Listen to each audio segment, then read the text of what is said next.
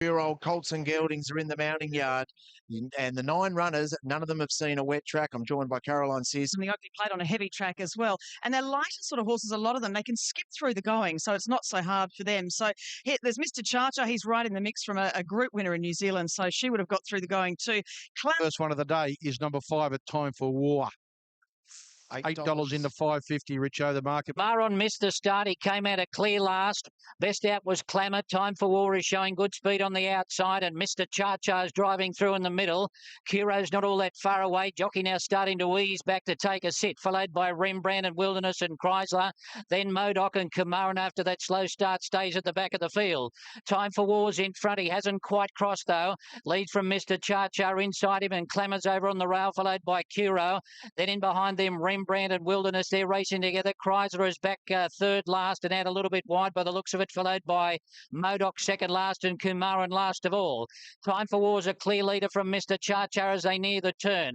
Then in behind them, Clamour. Curo's had a good run in fourth. Wilderness pushing wide now and under the stick, followed by Rembrandt and Modoc, Chrysler and Kumaran into the straight.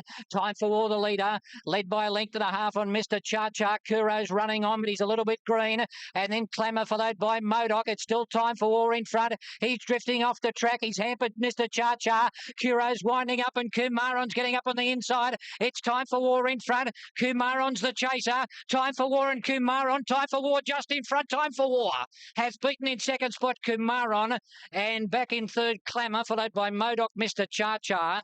Then Wilderness, followed by in behind them next Chrysler and Curo, and Rembrandt was last in. Oh, he's a problem child. He was all over the shop, but he gets the money. Number 5, Time for War. Damien Thornton, I think the stewards will be having a look in relation to moving forward, but number 5 will win. The law, would you? Well, I'll leave that to Gerald. You know, he's got the option of either the size produce or the kindergarten, but well at the Damien Thornton. It gets on well with this colt by Snitzel. You see Snitzel, you see G.A. Ryan normally next to it. Not much between them on times, the boys and the girls, but I think there's a bit between them in class. I think the girls will be better off here. I thought Kamaran was good. Just tipped that little bit slow. Well done to Damien Thornton. I thought he was very lucky, but good luck to him. You know, the stewards were in a reprimand mood yesterday rather than a suspending mood. Well, the horse had done it at his first start, so there were probably circumstances to say that the horse's fault to some extent. Good luck to him. 4, he's won 2 out of 2. I don't know if he's learning anything, though. He was rolling about all over the place. He's still very raw. He certainly is. Like, he's had 2 wins now. He's been a barrier problem in the past. He was late scratching first up when he was heavily backed in the market. He went back to the trials and trialled well for Damien Thornton, who was a good job to win a group race on him yesterday for a 3-kilo apprentice.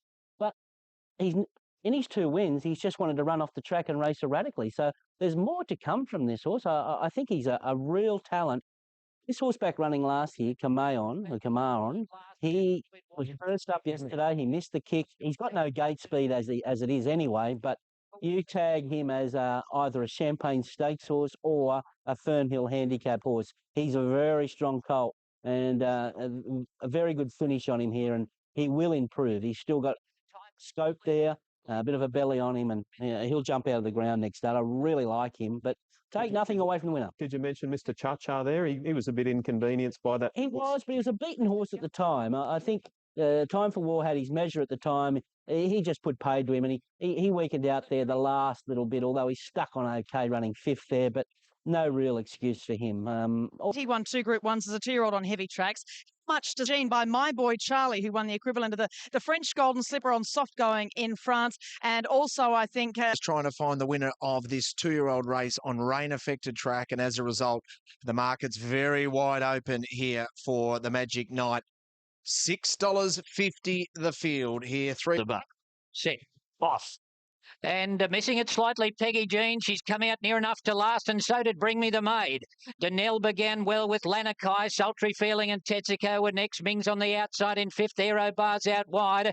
Then Puzzle Miss Interiors about midfield, followed by Press Report. Lady Sharapova is going along the fence, followed by Clifton Red. And then Unknown Destiny in that group, followed by Bring Me the Maid, Peggy Jean, and Weddings back last of all. The leader, Danelle, as they come out of the chute, led by a half on Lanakai. Aero Bar out 3 wide. Sultry Feeling Feeling fourth, and Tetsugo running fifth, followed by Ming on the outside of them, then Puzzle, Miss Interiors. Press Report further back about midfield. Lady Sharapova on the rail. Then Unknown Destiny, Clifton Red, followed by Bring Me the Maid. Peggy Jean is second last on the fence and Wedding last of all. Donnell leads for home and kicked away, led by a length and a half. Lanakai and Aero Bar at the head of the others. Tetsugo, Press Report's running on down the outside, and Bring Me the Maid is making ground as well. Donnell's in front. Sultry Feeling is weaving through into the clear. Press Report down the centre, and then Aero Bar and Bring Me the Maid starting to hit the line strongly out wide. Plenty of chances here. Peggy Jean gets up on the inside, but it's Bring Me the Maid out wide winning it. Bring Me the Maid beat Peggy Jean. Third home Donnell from Sultry Feeling, Clifton Red, Lady Sharapova, then Aero Bar Wedding, followed by Press Report, Miss Interiors, and then Unknown Destiny Puzzle, followed by Tetsugo Ming, and Lanakai's knocked up and finished last of all. We'll see her in 7 days' time when she lines up in the Tui's new Golden Slipper. Number 3, Bring Me the Maid. Chat Schofield for Peter Moody.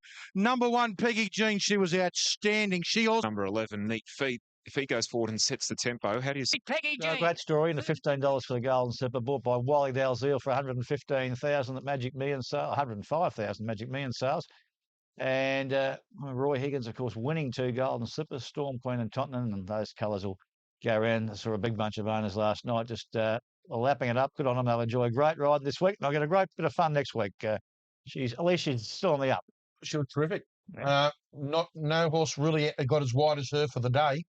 Peggy Jean was terrific after, and she now goes to a size Champagne, which she trialled good. I know we spoke about Mark in the early May yesterday how good Peggy Jean had trialled, but first 2 different paths, but where she came from, I've got to respect her. Yeah, no, I think it was a very good win. She didn't have a lot of luck at Moonee Valley to start before and was strong on the line at Flemington first up. So the 1200 looks ideal for her.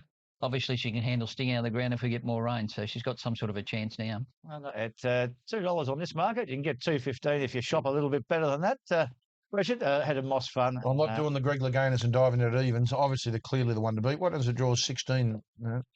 And I think it's harder to be different 16 at Rosehill, particularly if the track's wet. Although the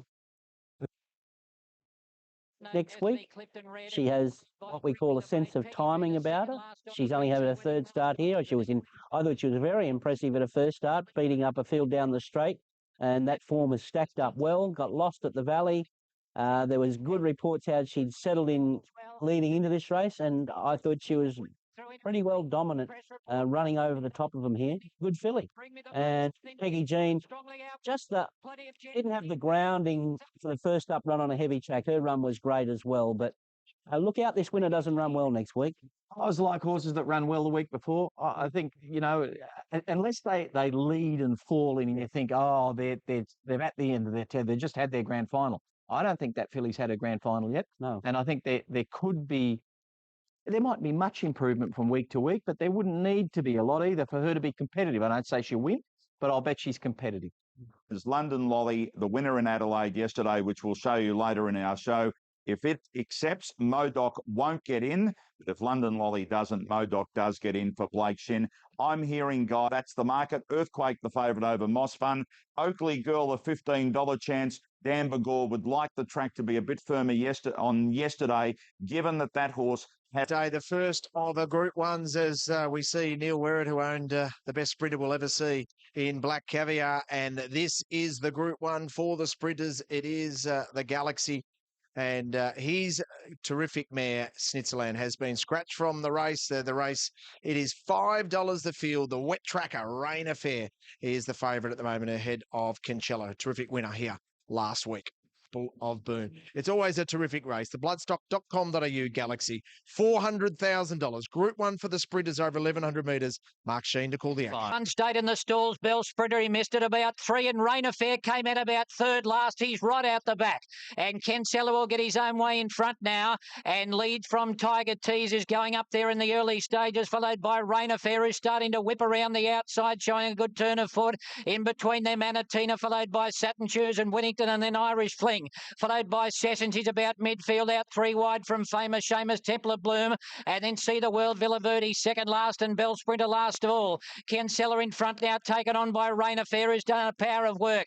Tiger Teasers third, then came Anatina, followed by Whittington, Saturn Shoes. Famous Seamus cut through along the inside, and wider out as Sessions as they run down to the 300.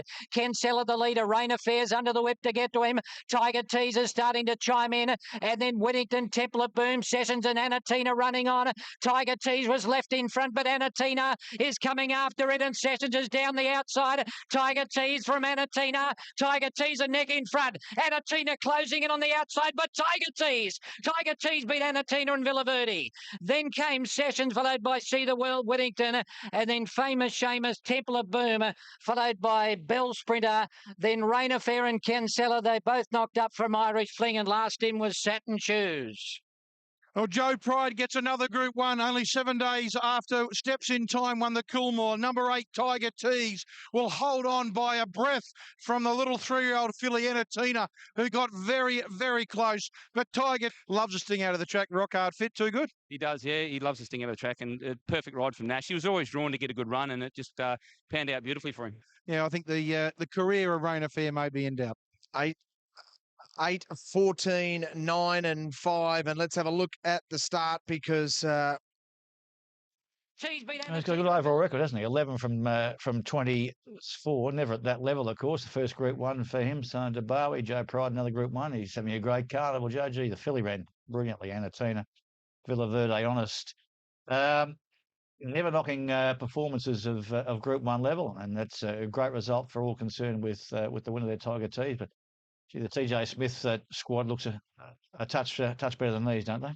Yeah, well, you think if you mention Lankan Ruby and other horses, yeah, it does appear to be a level above this. Look, he found the right race on the right day, got the right run, likes to sting out of the ground. He just got behind those 2 leaders, and he was too brave at the finish, Richard. It was only a couple of starts ago. Joe took it to Queensland trying to find a race to win. Yeah. It wins up there. There was 8 of them went across the line within a half length of each other, and then comes back, wins a Group 1. Amazing. I thought the little filly was game. I thought she had Tiger Tease at the 50. The Tiger Tease held her the last little bit, but she's...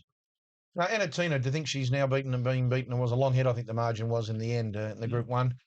Bell's... By Joe Pride, who's joining us on the line on Racing Retro. These races are today. Point everything to float. He's a fantastic little competitor, and Joe, is he TJ Smith bound, or only if it's wet? How are you viewing that? Yeah, look, probably.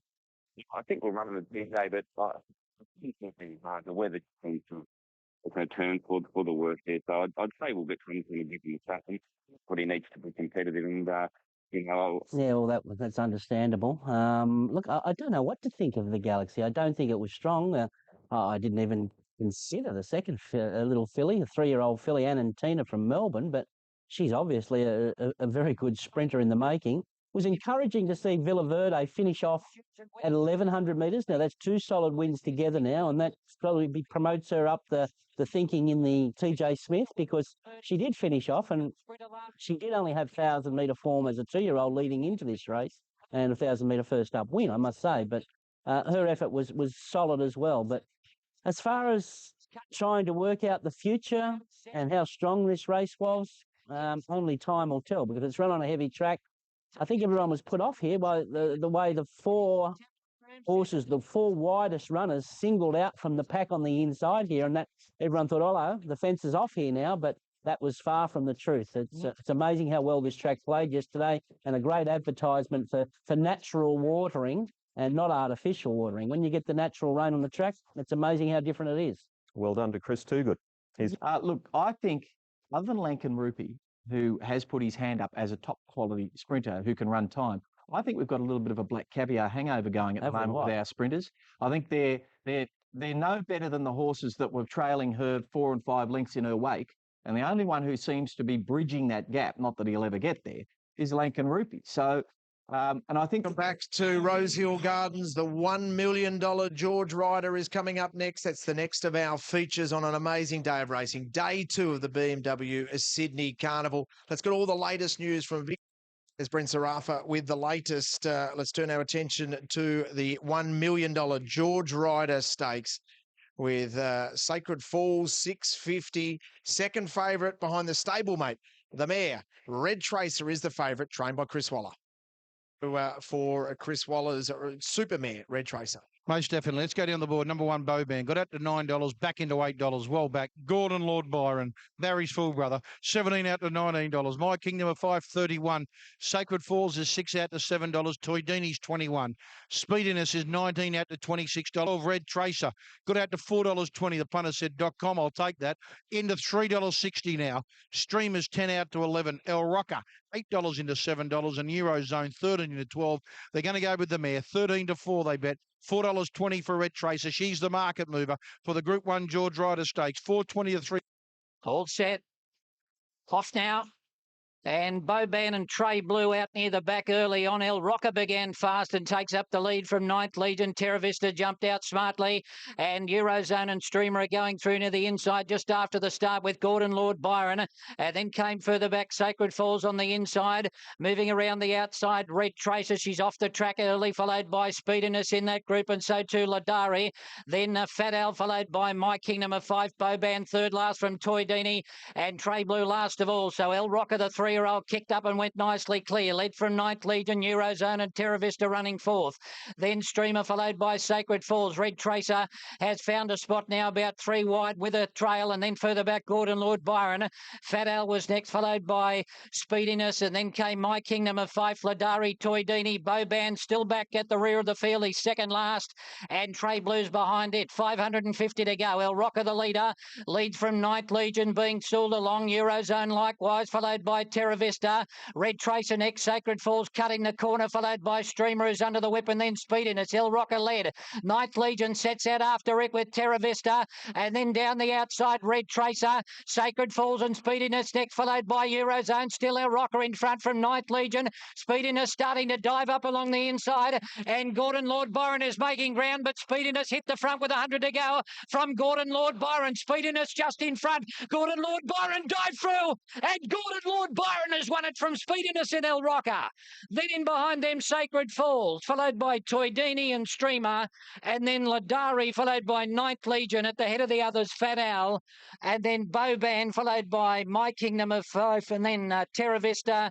Red Tracer made a short dash, and then she died in a run. Trey Blues well back, and so too is Eurozone. But the Irish horse, Gordon Lord Byron, for Craig Williams, has snuck right up along the inside and grabbed victory from Speediness, who looked all over a winner. Well, hello. Number 2, Gordon Lord Byron. Craig Williams, the dream's alive. Tommy Hogan from Ireland. He said he never knocks back an invitation. He got an invitation from the team for the championships. He said, if you don't mind, I'll come out there. And he's got the money in the Group 1 George Ryder. 2 good horse. I know that you said you don't like knocking back invitations. And when they rang, you said, oh, come out. Yeah, I know he's a proper horse. You've been out there at Canterbury by yourself for a little while. Obviously, you said the facilities have been great for you. Yeah, look, we've had great help here. You know, everybody's helped, and the facilities have been wonderful. It's just the quarantine is a bit long. You know that thoroughbred racehorses are probably the healthiest animals in the world, and they're still treated like donkeys when it goes to quarantine in Department of Agriculture. But what about to come all the way to Australia? You said he's taken you around the world now. The fun just keeps continuing. Yeah, well, sure, he should be fairly straight for his next run here now in 2 weeks' time. That run should put him right, shouldn't it? A little bit underdone for today, and you still get a Group 1 under the belt in Australia. What's it mean to yourself and like all the team back in Ireland? Sure, it's fabulous. You know, I said jokingly a couple of months ago, my plan for him this year was to win a Group 1 in Australia, 1 in Asia, 1 in Europe, and 1 in America. So we got the first one. You got the first one. Gordon Lord Byron wins $19, pays $20.40 and $5. Defeat Speediness was brave, and a Damien Oliver special run second at $26. The 3-year-old El Rocker lost no admirers, running third. I reckon you've done a stack of work on this horse and getting to know him. Well, I've done as much as I can. It was great. In Europe, they usually use their own riders, and physical contact. But they've got a great system here. Kate and Eddie's come out with a horse. They've travelled successfully before. They gave me the opportunity so I could further understand Gordon Lord Byron. And Gordon Lord Lord Byron has won it from Speedy. Well, what a thrill for all concerned yesterday with Gordon Lord Byron, first up in Australia, first up at 1,500 metres, and the son of Byron, well-known sire, winning yesterday. Gordon Lord Byron, and Tom Hagen's the trainer and joins us watching it again. Tom, have you had a chance to look back on the race at all, much at all? Well, I looked at the replays. Yeah, You still won, haven't you? yeah. He still finished in the right place. What a great train performance by yourself, without. Thought we have a chat about that. But the training performance, was it a hard training performance? Well, it's just because a little bit. We knew we had increased leave Newmarket. Like I had I sent over a decent workup with him while he was in quarantine in Newmarket, and he worked very well on the Alba hatchery before we loaded him on the plane to come down here. And we were happy enough that he was in reasonably good order. But like he hadn't run since the 8th of December, which is quite a while away. And so, but he's gone from Hong Kong to Ireland to Newmarket to start quarantine, to Werribee to finish quarantine, to Canterbury to get ready, and it just turns up as fresh as a day as yesterday. Well, it's just look, it's a matter of getting it right. I got the best advice from the best of people how to travel horses. Dermot Weld. I asked Dermot. I asked Jim Bolger. I asked Aidan O'Brien, and first time I sent him to Hong Kong, I got it slightly wrong. But now my team know how to handle him and know how much, what to do with him and keep him fresh. And Whilst it's time to walk. Otherwise, where you're heading there? Well, obviously, El Rocker, I don't really think it sees a strong mile out, but the simple fact of the matter, it goes to 50 kilos and horses can run the mile at the 50 kilos. Bowband just needs drier track. And look, the way the Rose... Tom, what's his best distance, this horse? What do you think his peak distance is? Given the right conditions, he can perform at Group 1 level at anything from, I said, 5 furlongs to a mile. I'm sure that he said that, like basically we're using this race as a run into the bigger race in 2 weeks' time. So, like we wouldn't have been disappointed if he finished second or third. Tom, it was a two. So we took this route. Richard, all of us have been quite upbeat, haven't we? We've all been quite excited about Gordon Lord Byron arriving here. I wonder if they've been showing this on Irish TV. Tom, we're just going to roll some vision here. You might just want to look at the camera and just see what was said. What's his name? Gordon Lord Byron. He's an 8-year-old. Charlie's his cousin. He's an 8-year-old Irish sprinter. I don't know why we're attracting sprinters out here. We've got the best sprinters in the world. It'll be interesting to see how he lines up. I don't think he'll shape up. I know. I noticed they didn't put the late mail numbers up from yesterday. That's a little bit cruel, isn't it? Everybody is entitled to their opinion. It can change too. Yeah. Tom Woods Ryder Stakes. What happened to Red Tracer? That's my first question. Look, it's unusual for her. She's usually more honest and consistent than that, and she's put in one of her worst runs. El Rocker was great from the front here.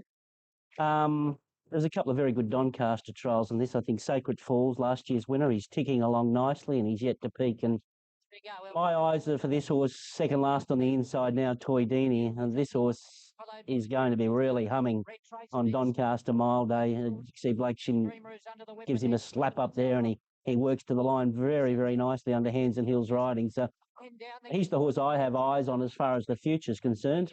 Outside the winner, I'm intrigued to see where he goes now. Whether he comes back to the 1200, which won't be easy, or he presses on, which I thought was the logical option, the Doncaster Mile. But look, we'll leave that to connections. Streamer was good out wide as well. Look, tip-top performance by the winner. I think you can, it's obvious to say, I think you can draw some conclusions about the Doncaster Mile if they get a wet track on the day, a rain-affected track. I think if it doesn't rain between now and then, which is possibly unlikely, it does tend to, once it starts raining, it tends to keep raining. But, wet track form will hold up. If it dries out, the whole thing could be tipped on its head. I really liked El Rocker. I thought he was a great run. Do you think he'll finish off at a mile? Well, he's only 3 and he probably will be better at a mile next year. I think he's improved every run. I think he's a really nice horse and he did a good job yesterday. And at speediness, I can never predict him, but he's but he's a very good horse, and he's going back. The tab.com.au Rosehill Guineas, the classic 3-year-old race. A Group 1 race over 2,000 metres with some of the superstars of Australian racing, former winners like Dulcify, Kingston Town, Strawberry Road, Naturalism, Octagonal. The list goes on of all the stars that have won the Guineas. To $8. Dissident's been well backed here. $4.60 to $4.20. It did touch $4. Criterion $17 into $14. Pacini $4.60 to $4.40. Savvy Nature $16 into $13. I thought it was a pick of the yard. Thunder Fantasy $14 into $12. Seven's out. Surge Ahead $31. Number 9, Terranado, is $7. Got all the way out to $9 and is now firm back in from that $9 quote back into $8. The Guineas. Often racing, and Seamus Award jumped well from the inside. Order of the Sun came out fast, and Bacini's between them. So they're going to be the 3 leaders early on. Dissident running fourth, and Surge Ahead's out wider on the track, followed by Thunder Fantasy. It's driving up near the inside, followed by Hooked and Terranado, Savvy Nature midfield. Then further back, Criterion. Show the World's out wide from Mr. 111. Well back as they settle down, Cadillac Mountain Air Square and 2-pack Amaru is last. Seamus Award, the leader, going around the first bend. He looks a little bit fired up. Pacini staying with him, leads by about a half a length now, Seamus Award. Then about 3 or 4 lengths to Order of the Sun. Surge Ahead was next. Dissident lobs into a good spot, fifth, followed by Thunder Fantasy, and Hook was next. Pacini, Air Square last of all. Pacini now went up and hit the lead. So at the halfway mark, Pacini took over and strode clear. Leads by 2 on Seamus Award. Back in third, Order of the Sun, followed by Surge Ahead. Dissident starting to stride forward a little bit closer on the outside. Then Thunder Fantasy, followed by Hooked. At the head of the others, Tornado, followed by Savvy Nature. Then Show the World and Criterion. Well back, 2-pack Amaru. Cadillac Mountains inside of it from Mr. 111 and Air Square last of all. The New Zealander Pacini is striding along clear at the 600 by 2 lengths on Seamus Award and Order of the Sun. Surge Ahead saving ground on the inside. Terranado held up for a run. Then Thunder Fantasy. Dissident taking off out wide. So too is Hooked. Criterion is picking up ground near the inside. Pacini went to the centre of the track, but they're starting to move after him now. Criterion cut the corner and has dived through to hit the lead. Thunder Fantasy and Hooked are coming down the outside, and Terranado's not all that far away, but Criterion has shot away. He's well clear now from Thunder Fantasy, and then Hooked and Terranado. The Guineas is over. It's all over here. Criterion is going to bolt it. Criterion comes away and beats Thunder Fantasy. Terranado will get third in front of Savvy Nature, and then Dissident followed by Hooked and Cadillac Mountain. Surge Ahead. Then at the head of the others, Show the World, 2-pack Amaru, Mr. 111. Pacini stopped badly, followed by Order of the Sun, Air Square. And Seamus Award, well, he over-raced early, got very tight. He's finished. It was an absolute whitewash. Number 3, Criterion, Hugh Bowman for David Payne. When they all wanted a fan coming to the turn, Hughie saved about 8 lengths up on the inside, went past them like they were stuck to the ground, and has won as you like. Number 3, Criterion wins. 6, Thunder Fantasy. 9, Terranado, a hold on just in front of Savvy Nature. But let's concentrate about the winner. That is... Yeah, you know, and Richie's just becoming mature now, you know, and he rode him properly today. You got to leave him alone. He's also you can't bustle. Just leave him alone, let him do his own thing. And then I think Hughie thought when they all wanted a fan, he saved a lot of ground. Yeah, no, well, you know, that's why I use the top boys when you can get them. It's hard to get them sometimes, but this bloke, you never lost faith in him, even his run the other day. Yeah, I just ridden upside down the other day, missed a break, chased a bit over race, but they don't see that, you know. I know he went to a derby last spring carnival. He hadn't won past 1,200 before today. Well, he'll be winning the derby, hopefully. No doubt about that, and that's obviously been the place. $12.50 and $3.50 on the tote. Defeats Thunder Fantasy, $3.80. That Quinella, $55.50. The exact $137. Terranado can shut him well up there. Yeah, look, this horse he's raced at the top grade his whole career, and last time I rode him, in fact, was in the Golden Slipper, and I believe his last win was a Todman. So he's trained here at Rosehill, and he's been racing well in Melbourne this preparation. He came here, didn't have much luck in the Australian Guineas 2 weeks ago, and up to the 2000, he was aided by a pretty genuinely run race that suited him. I was able to get where I wanted to be from a wide draw, and look, he just took me to the race when the gaps came. Well, the way the race was run, found out the best stayer, and he was clearly that today. Yeah, my word, he'll go into the Derby now, and on that performance, you'd expect him to be favourite, and rightfully so. Plus, he can handle. To see Terranado will get third in front of Well, he was brilliant, wasn't he, yesterday? Big day for Sebring, the sire. He'd been looking for the trip, fourth in the Victoria Derby, wins the Rosehill Guineas in a absolute canter. Whether you say track conditions made the way that race was run with what happened to Pacini, saddle slipping, and Seamus Wood over racing.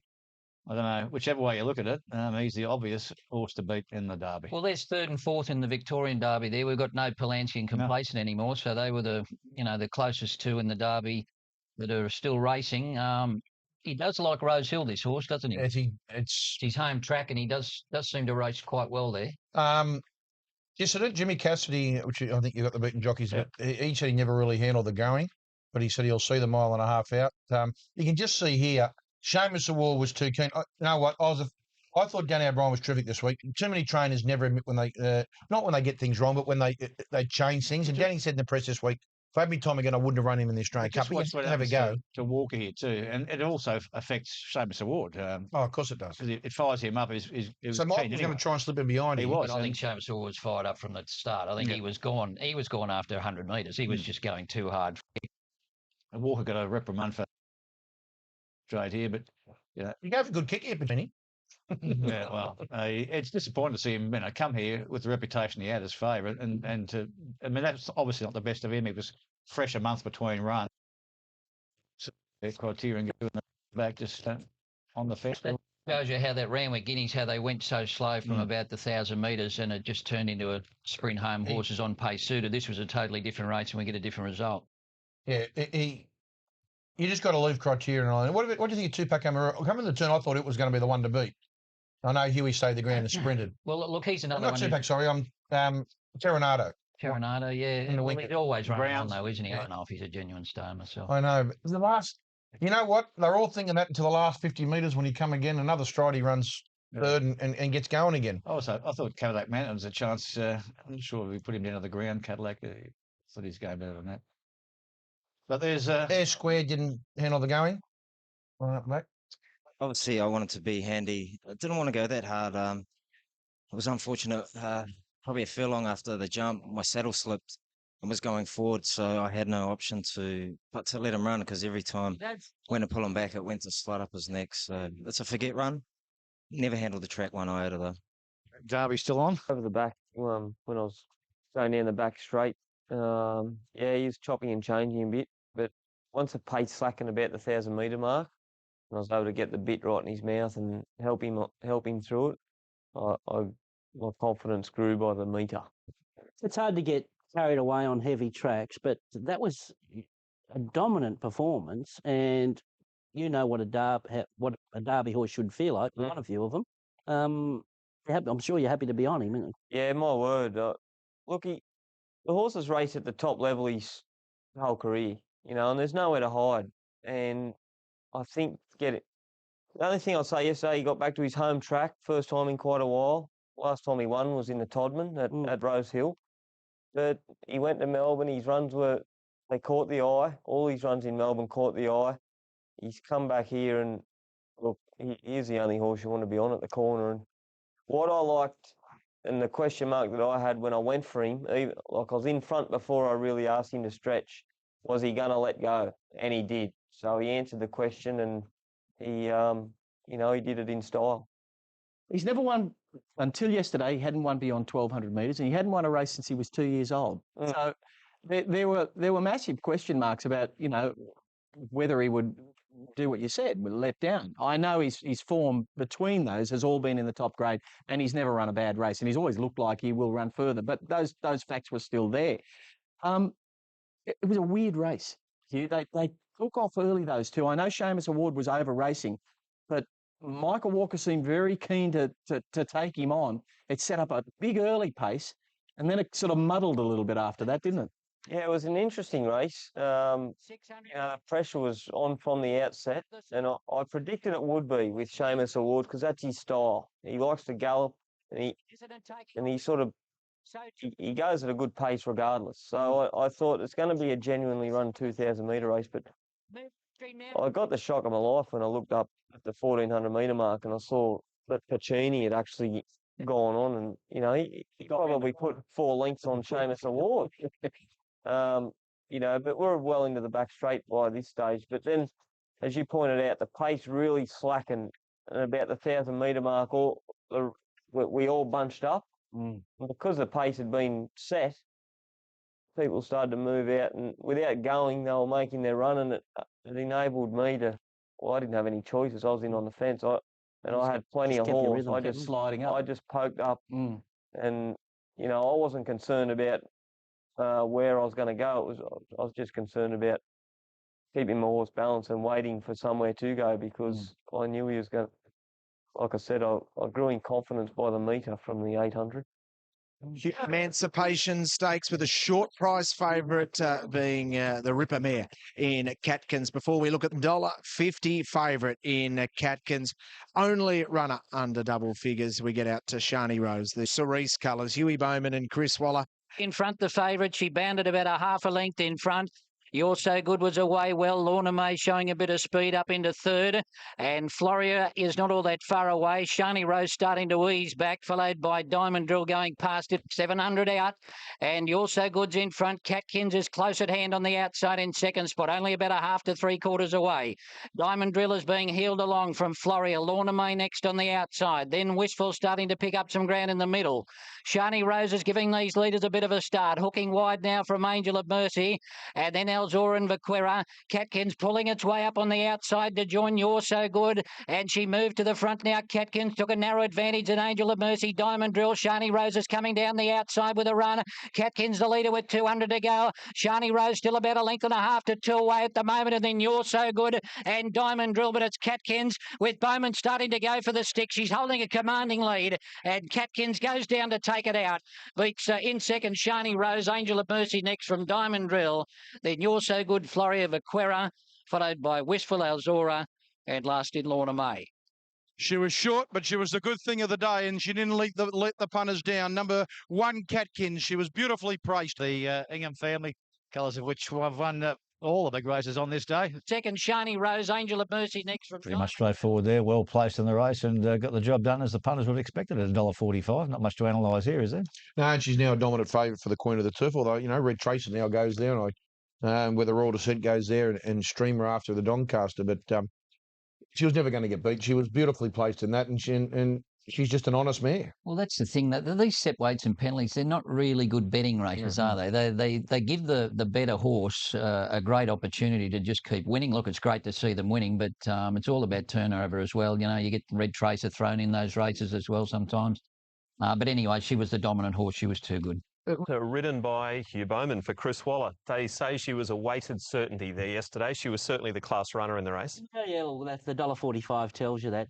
She's got ability to put herself into a race and travel and handle wet tracks, and she was well weighted, blah, blah, blah, blah, and she got the job done. She was far too good. Shani Rose has been chasing her just a length off as she is, and probably wants a handicap to beat her.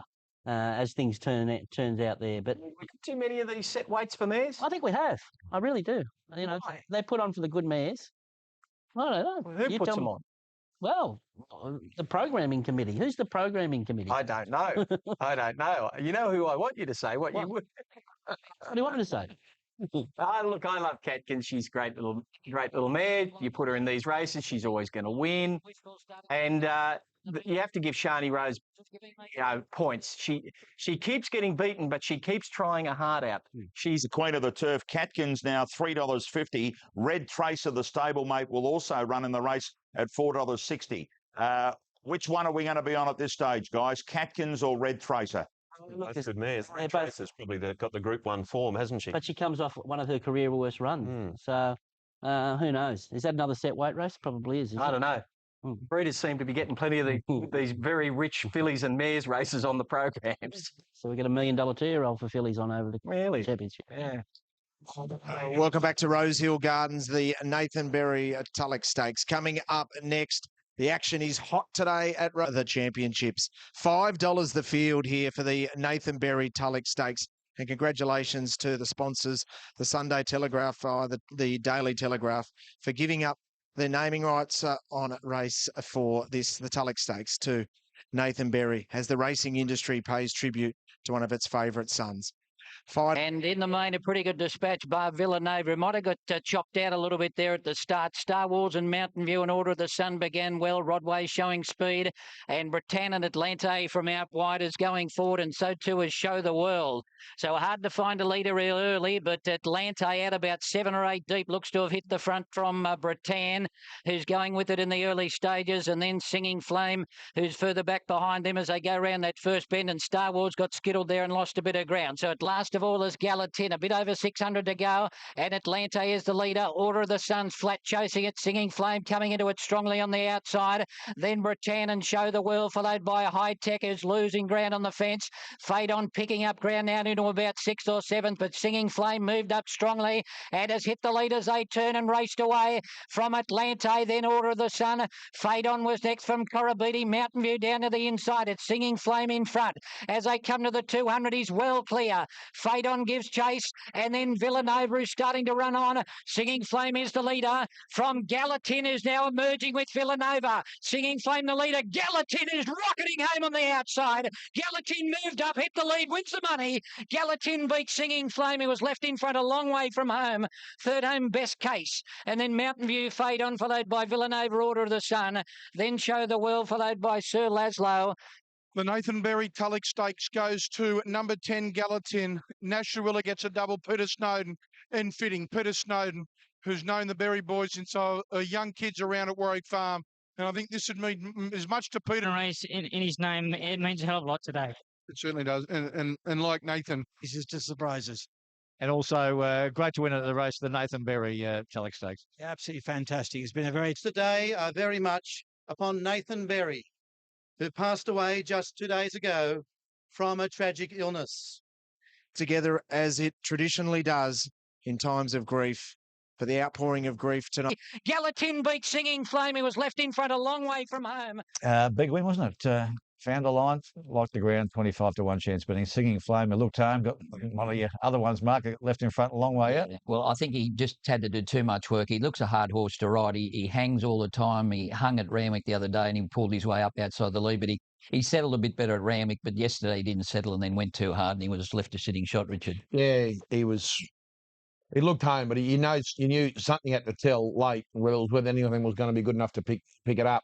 Singing Flame, but Gallatin, you know, and hard to beat. Criterion the favourite and hard to beat. Of course, Puccini, Ryder change for this week with Craig Williams. But it was special. It was a Nathan Berry race, you know what I mean? And Tommy said yesterday, he said, I was just so proud that it was won by a person that Nathan and I have known for so long in Peter Snowden. And it was a special win. Look, there were some terrible rides in this race, really, honestly. They went out a million mile an hour. They look at Singing Flame here. Look, if I would have backed it, Timmy Clark would have been in the kennel. They've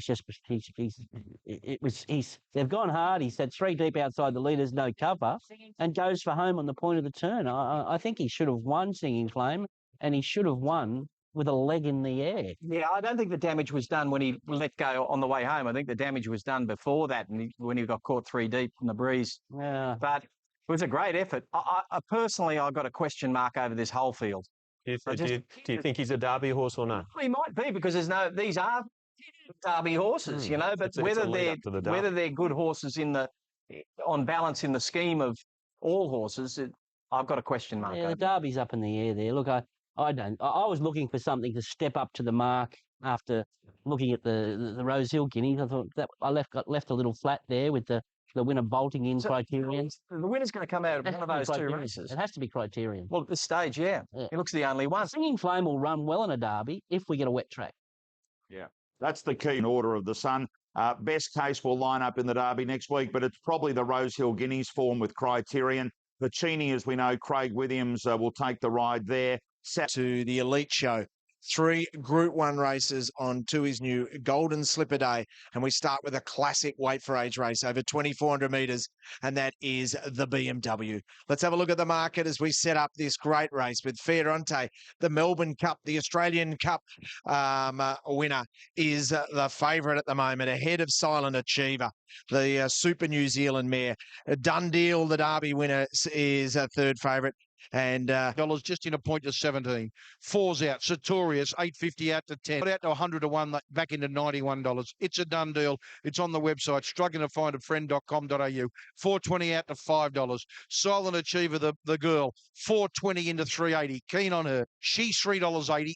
Fiorente now back out to 360. It'll be interesting to see who starts favourite. But the market mover here for the Group 1 BMW.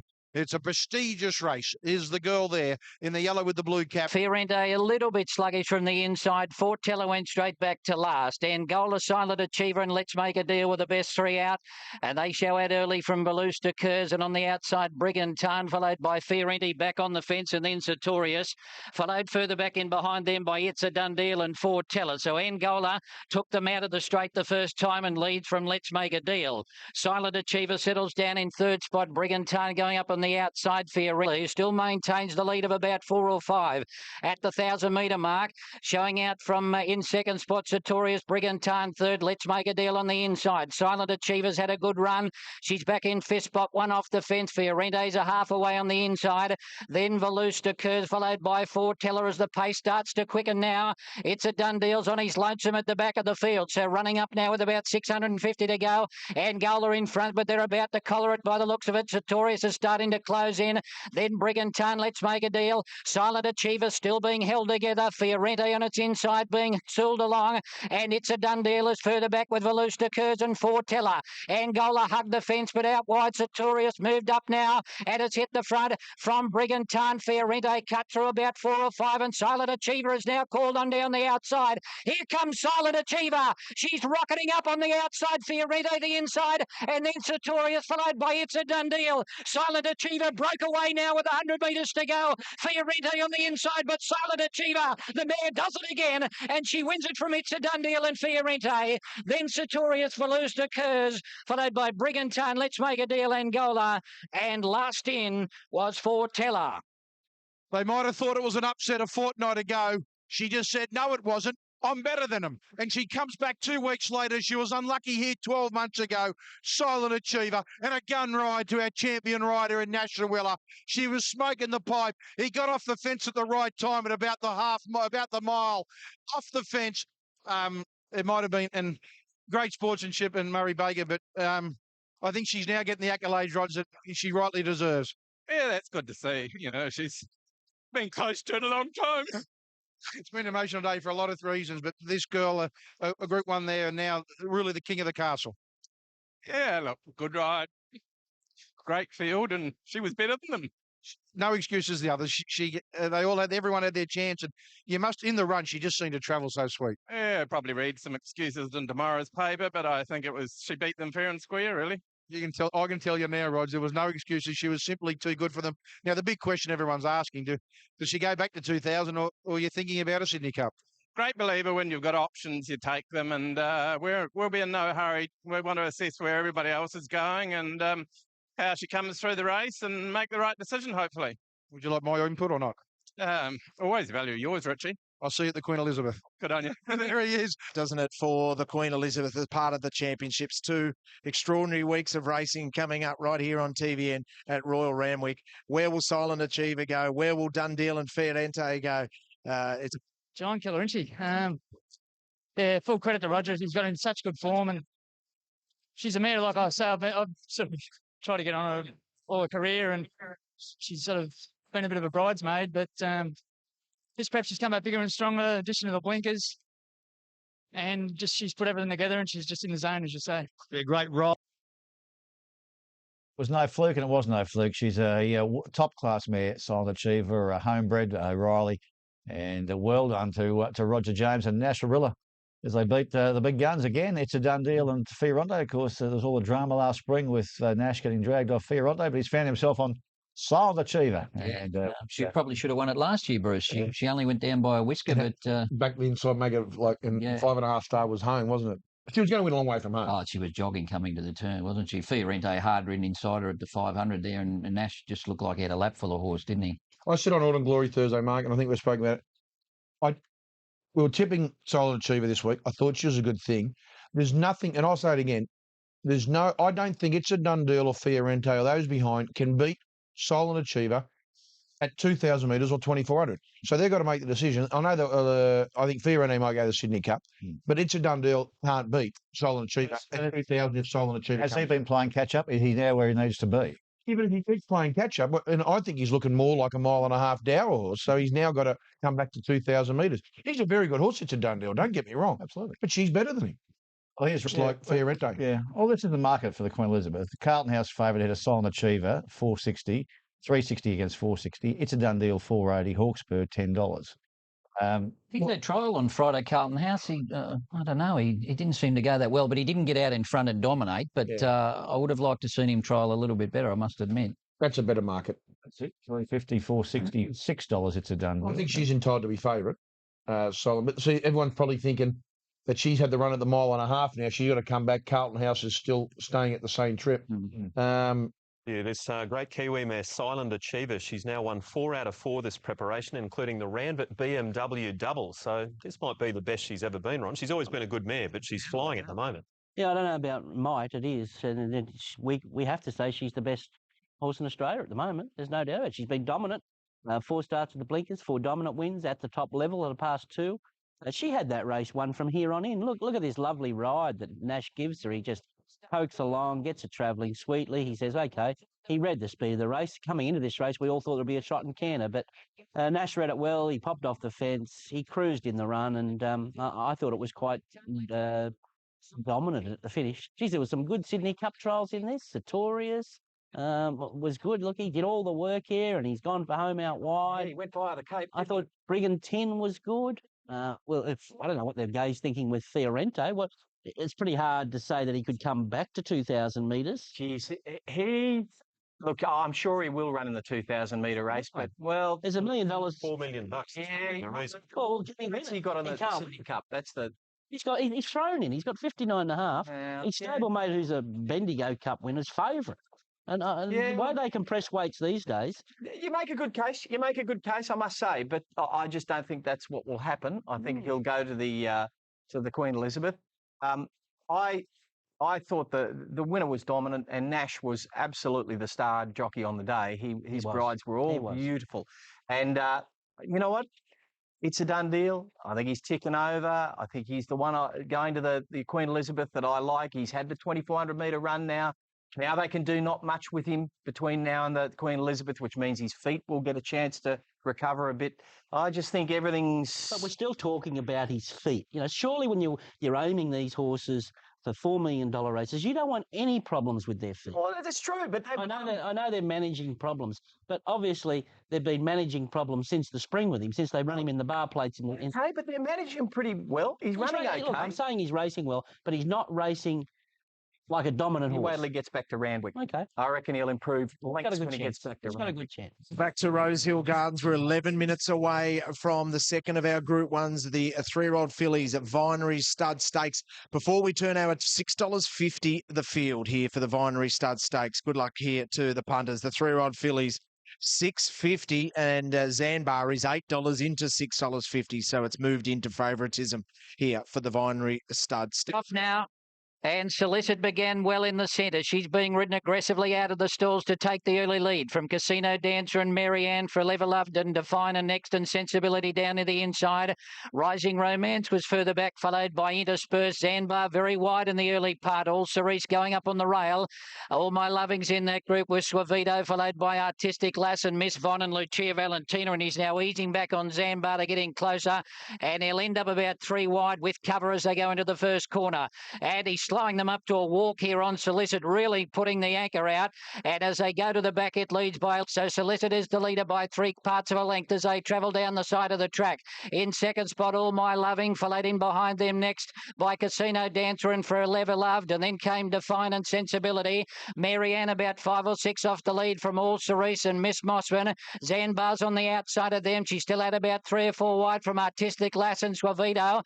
Then Rising Romance, who's in an awkward spot at the moment and looks to be losing a little bit of ground. Interspersed was next, followed by Lucia Valentino, whose rider's going to try and cut the corner. And Miss Von last of all. Solicit straight away in the early part of the straight. He opened up now on Solicit and she dashed away 3 or 4 lengths in front from Forever Loved. And then Lucia Valentino's running on strongly along the rail. Then Casino Dancer. Zanbar's not in the hunt. Lucia Valentina's out after Solicit. Solicit still in front. The New Zealand filly Lucia Valentina has grabbed her though. Lucia Valentina has hit the lead and is starting to race away. The New Zealanders are again. Beats Solicit and Forever Loved and Rising Romance, and then Zanbar, followed by Miss Von. Suavito interspersed, and then came Artistic Lass.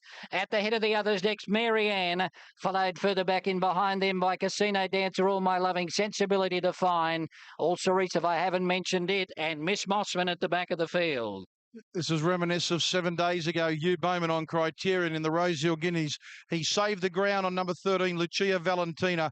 Sailed up on the inside. Only had Valentina wins. Defeats Solicit. Forever Loved is not third. In fact, Zanbar is third.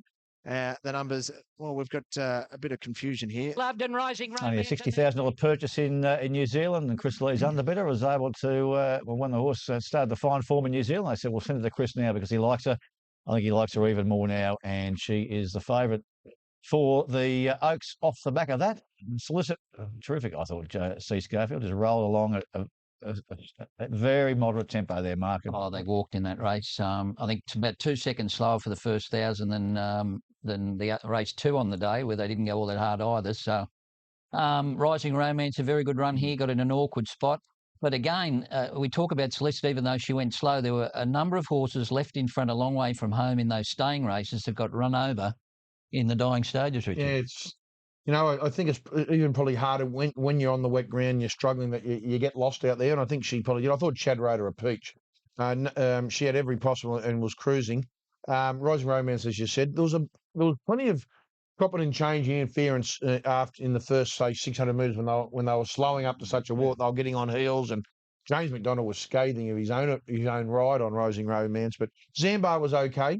I think a lot of punters really like Zanbar with the bar plates on. Yeah, well, it was a worrying sign coming into the race, wasn't it? But Rising Romance I think she'd had a pad under one, so she's obviously going to prove, and we know that she can run 2400 second in the Derby. So. Yeah, quite ordinary on soft ground for first run, so that had me a little concerned. He obviously got through it quite well, but I think we'll see a similar turn foot at the crack car. Chris, is there any way we can line her up? Solicit just stood head and shoulders. She's a quality filly, and I think she'll take benefit out of her first race day experience and the Sydney way of going. I thought she was beautifully rated by young Chad Schofield here. He just slowed him up and then quickened up at the right time and appeared to get to the right part of the track. There was no excuse for her, but I just think she's got the right racing style to keep out of trouble in an Oaks. She seems to be settling better. Remember, she bolted in the VRC Oaks, but obviously they put blinkers on her that day and that backfired. But saying that, you'd like to see her be able to take a sit and not just be one-dimensional. It would be nice if something wanted to take off, she could just let them go. If they went quick enough, I'm sure she would. But look, she's adaptable as far as judging the speed's concerned. But boy, you can't deny the performance of the winner. She got a mile back. She made a long, sustained run. Yes. And it was a very, very strong staying performance. Indeed it was. Whether we get carried away on wet tracks, I don't know. But how can you look beyond the first two there? I'm prepared to give Zanbar another chance, only because of my pet hate is the bar plates. If Guy decides to take them off and he says, I'm happy with the feet now, I have to give her another chance because she's a very, very good staying filly. All right, I'll continue to press on. Say that yet. Well, I don't think she's done anything yet to say she's a very, very good staying filly. Well, you might be right, although she's very competitive with Solicit in the VRC Oaks. Okay. And she's come out and won her last start with a bit of dominance. Yeah. And look, time will tell. We'll sort that out after the Oaks. I got some concession out of you. Yeah, something. Look at this. We should emphasise the winner is in the Derby next week, but she's certainly not running there. She goes to the Oaks. The tab market has Lucia Valentina 8 into $2.80 after yesterday's win. The one for mine is Rising Romance. It's gone from $4.60 to $8. James McDonald got off that ride yesterday and apologised to Donna Logan, saying it was the worst Group 1 ride he's ever had.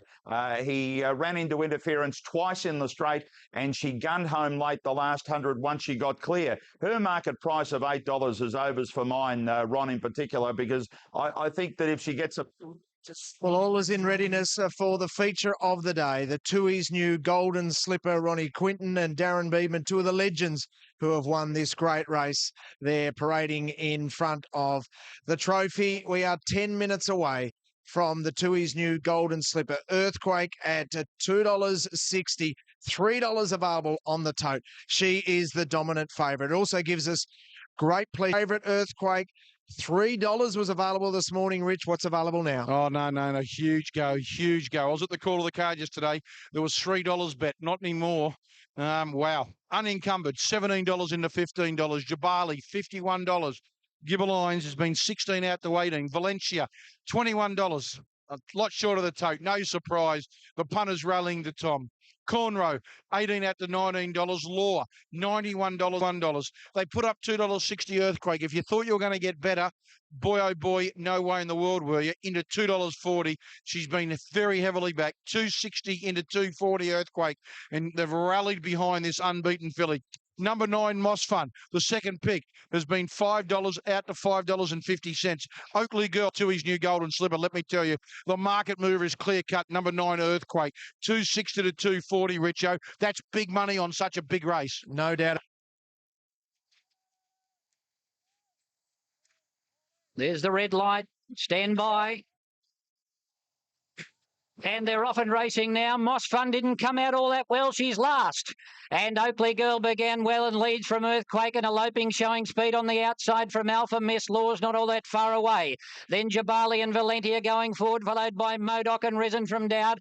Cornrow is next, followed by Gibberlines. Bring Me the Maid. Moss Fun after missing the start. She's in the back half of the field. Unencumbered with it, followed by Memorial. And last of all, Believe Yourself. So out of the chute, the leader is Eloping. Lead from Earthquake, the favourite, settling down second. Oakley Girl is third. Alpha Miss is posted a little bit wide on the outside, and then Valentia, followed by Jabali, and in behind them next is Law. Gibberlines is saving ground, one off the fence. Moss Fun saved a lot of ground up on the rails. She's picking up many lengths there, and wider out on the track as they turn was Cornrow into the straight now, and Eloping is in front with Earthquake moving up on the outside. Oakley Girl, Moss Fun down on the rail, and further back Jabali, and then Gibberlines, but Earthquake in the centre of the track, and Moss Fun have hit the lead together. And then came Eloping, but it's Earthquake out in the middle. She's taken the lead clearly. Moss Fun is next, and down the outside, Memorial's running on. Moss Fun's kicking back on the inside. Earthquake's dying in a run, and Moss Fun right along the rail has won it from Earthquake. Photo for third, Bring Me the Maid and Believe Yourself, followed by Memorial and Oakley Girl. And then Jabali, followed by Modoc. At the head of the others next we had Gibberline, followed by Law and Alpha Miss. Then in behind them next, Eloping, followed by Risen from Doubt, Cornrow, and last in was Valentia.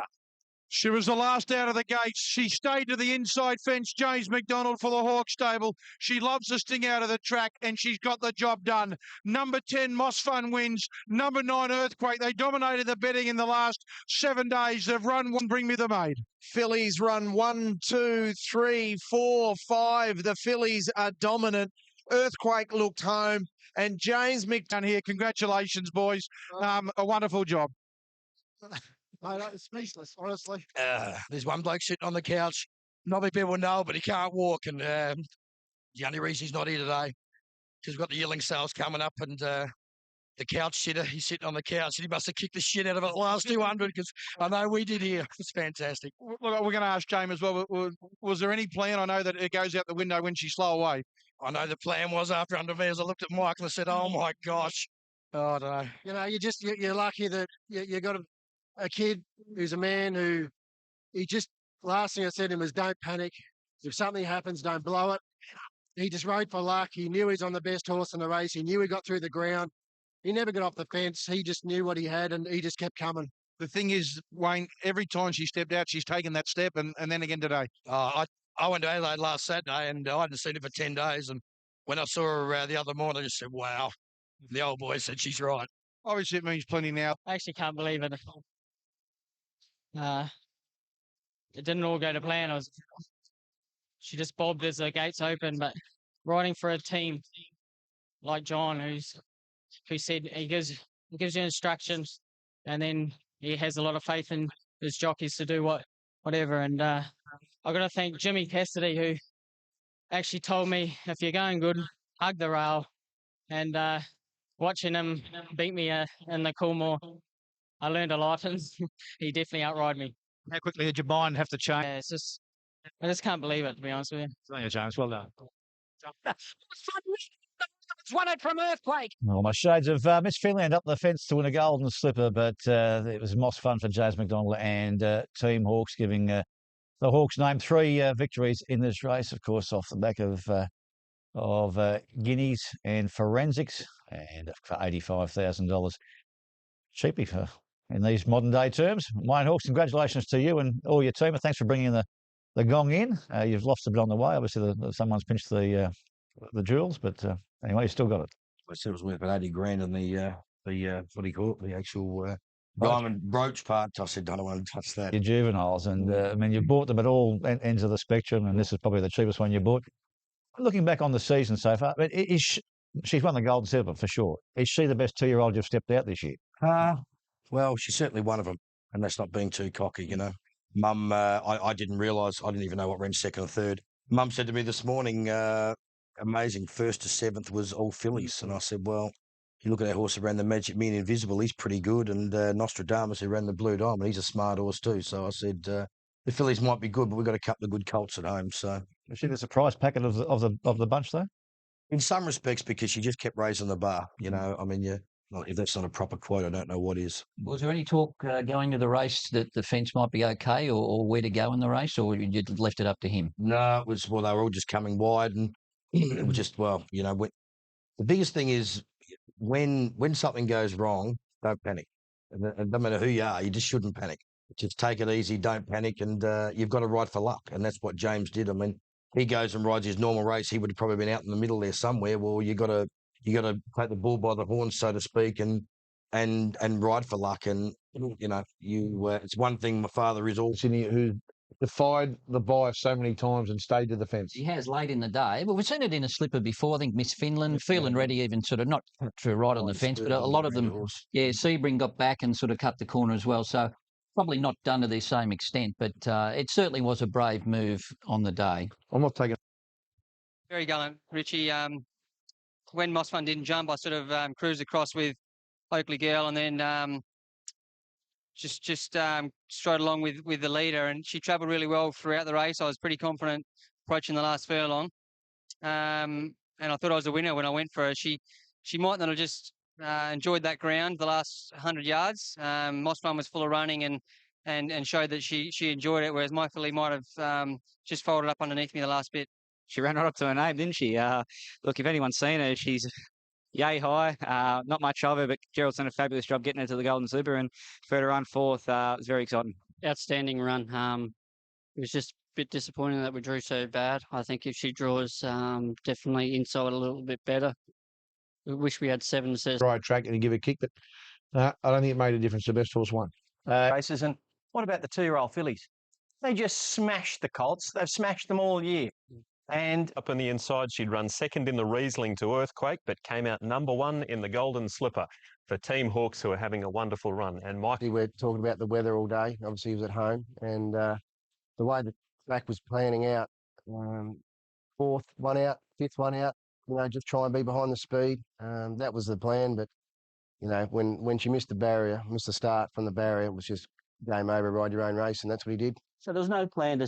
Then when she won the Widden, she's had a couple of freshen ups, and it's very, very hard to do this day and age to do that. And with her, there's not a lot of her. She's very lightly framed. If you looked at her and Earthquake, they're 2 different horses. But she's done a job. She doesn't have to do any more. She's a slick winner. Okay, fair enough. Golden Slipper this year, do you think they all had their chance? Pretty well. Yeah, pretty well. I'd suggest no real excuses for anything, but the winner overcome difficulties and still got the money.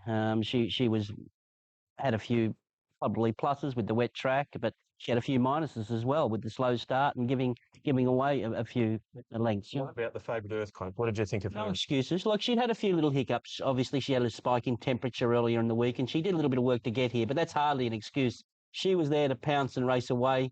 Look, she was gallant in defeat. Take nothing away from Earthquake. She's a tip-top filly. We all know that. But look, she's been up a while, and she's done a great job, and maybe the wet track was against her brilliance-wise. We know she's such a brilliant filly. But it is grand final day, and look, when you can't make excuses for anything in the race, the best horse wins, doesn't it? And on the day, that was Moss Fun.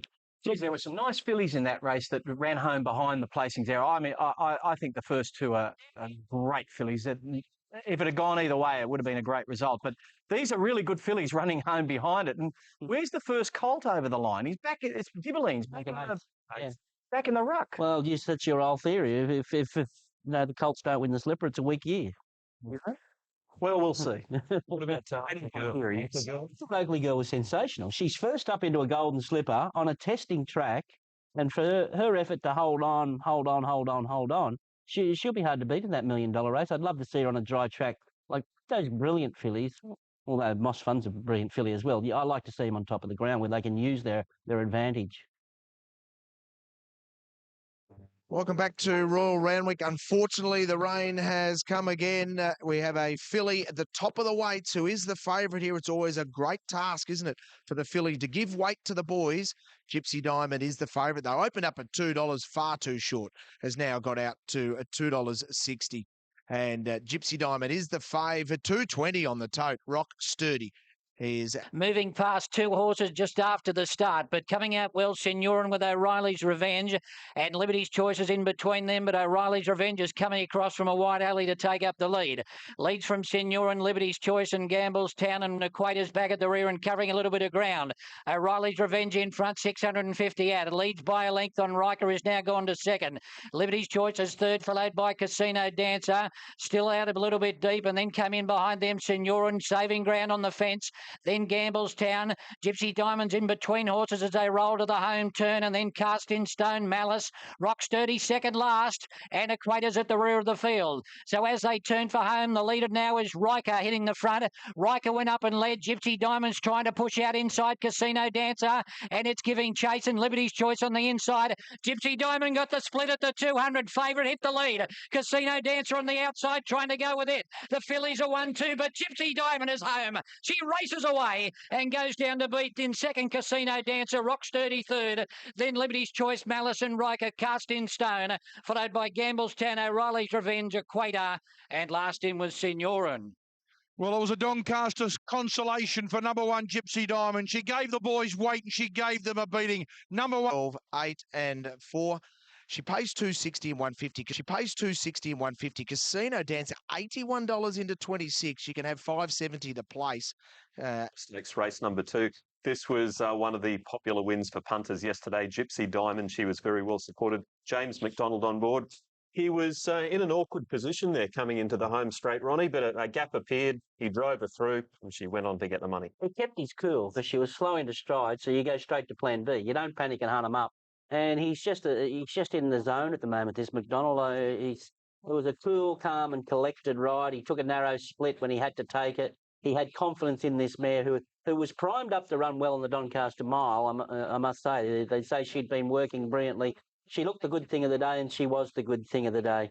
Look, there were some good runs around. Right, this Casino Dancer, she was backed at long odds, and they nearly collected big time. I think she was about 60 or 70 to 1 into about 20s, and she's run the race of her life there. And this Rock Sturdy, he's a big horse by Fastnet Rock. He seemed to be scrambling when he wasn't when he was tight between runners, but I like the way he warmed into his work late here.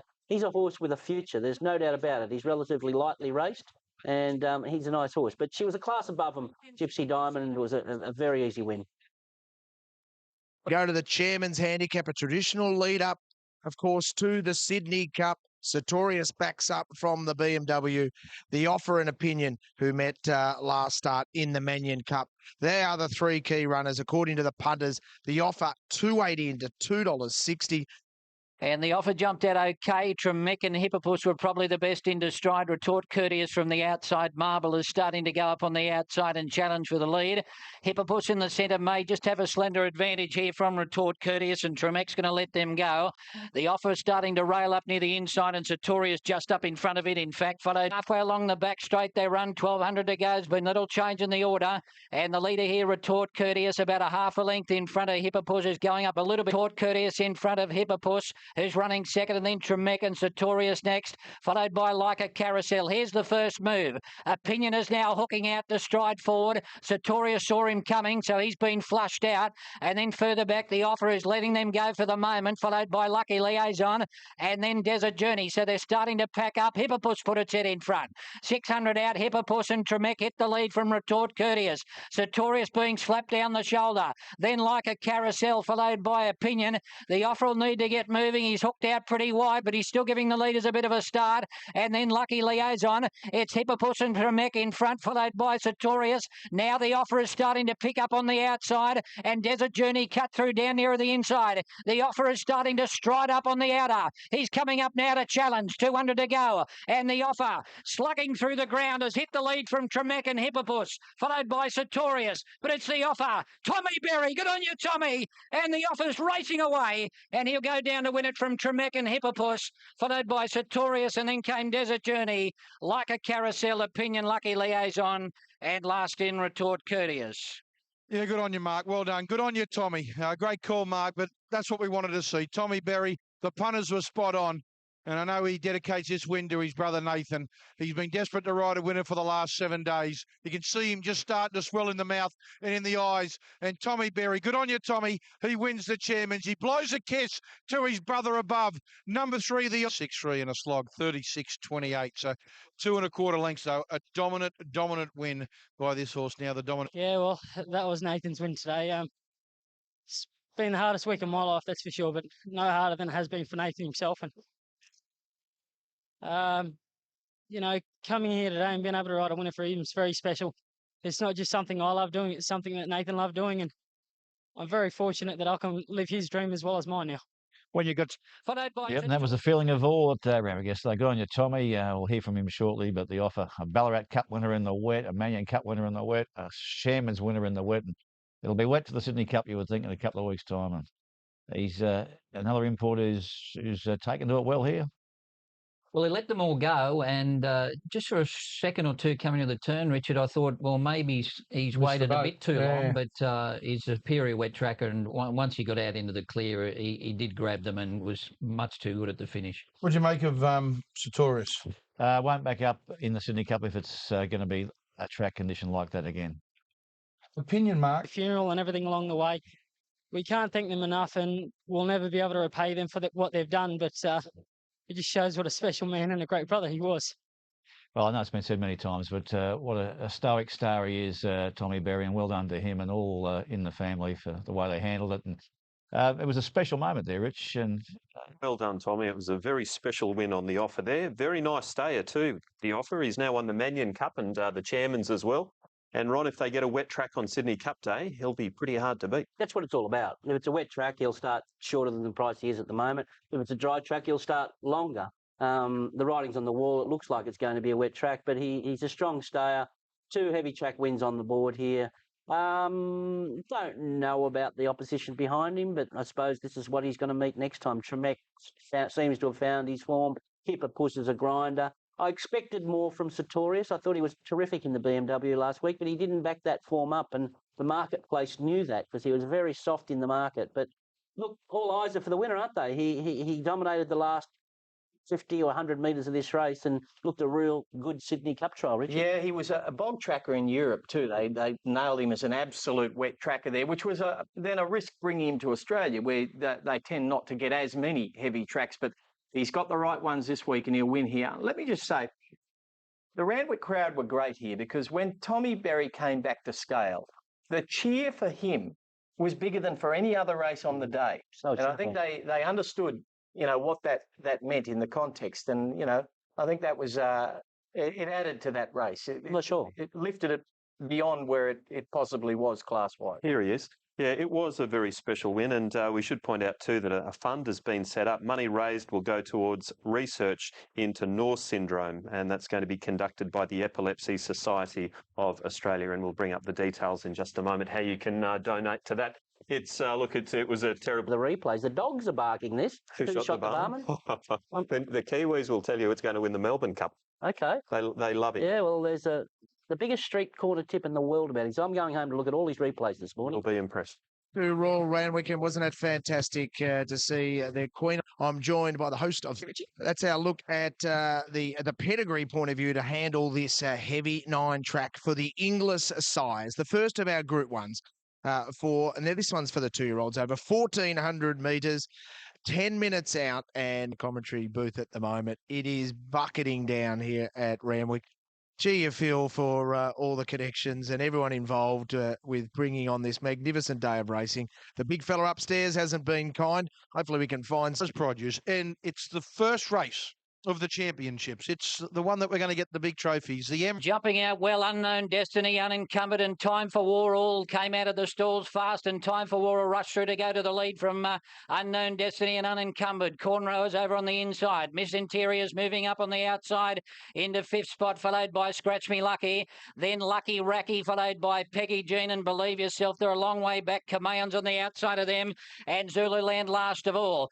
Going onto the course proper now, and Time for War's in front, leads by a little over a length on Unknown Destiny. Unencumbered third from Cornrow, Miss Interiors. They're about 3 lengths on Scratch Me Lucky, followed by Lucky Racky on the outside of it. Peggy Jean and Believe Yourself are tracking them. Kamayon 2 away, and Zululand going up on the inside to join it. About 8 lengths covering the field as they run up to the 600. Time for War in front. Unencumbered saving ground on the inside. Unknown Destiny on the outer. Then Cornrow, Miss Interior, Scratch Me Lucky, followed by Lucky Racky. Peggy Jean was next. Believe Yourself given a cup with a whip, and then Zululand, and further back Kamaron into the straight now, and Time for War's in front from Unencumbered, and they're clear from Peggy Jean, who's starting to thread through the field, and Scratch Me Lucky going up on the inside. Scratch Me Lucky hit the front, but Peggy Jean's the chaser out in the middle. These two come away. It's Peggy Jean on the outside and Scratch Me Lucky. Peggy Jean gets ahead in front. She now gets a neck clear, and Peggy Jean continues the domination of the fillies. Peggy Jean beats Scratch Me Lucky. Cornrow got third, then Time for War, Zululand and Kamayon, followed by Unencumbered. Then came Unknown Destiny, Lucky Racky.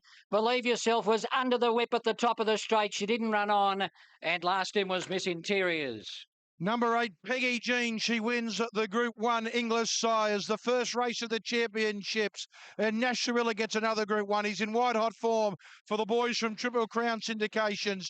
She was the one. She was the girl, the leader of the pack that ran down the boy Scratch Me Lucky, who was just seen to be huge odds. He runs second. It's a huge gap back to third. Cornrow will grab third. But Peggy Jean, Richo... Petrified I get beat and wouldn't get a winner. It looks terrible, but... the others, it's talking the winners. She's a good filly. Always had, like the first day, young Karen McAvoy rode her here. We were up the Magic Beans, and he rang me that night and said she's a genuine filly, and thought she'd be a better filly in the spring. And I agree with him, but get from her. That's the biggest part. It must have been hard for yourself and the Ward boys to tell the owners, look, we're going to let go with a $3.5 million golden slipper. I just talked to Michael and Chris. They talked to the owners. and, mate, the others, they've done well, but this girl was a standout. Congratulations. Yeah, thanks, Rich. Gerald Ryan, he gets the Group 1. Scratch Me Lucky, Richo at huge odds. Cornrow third, and Tip Peggy Jean. I'll leave.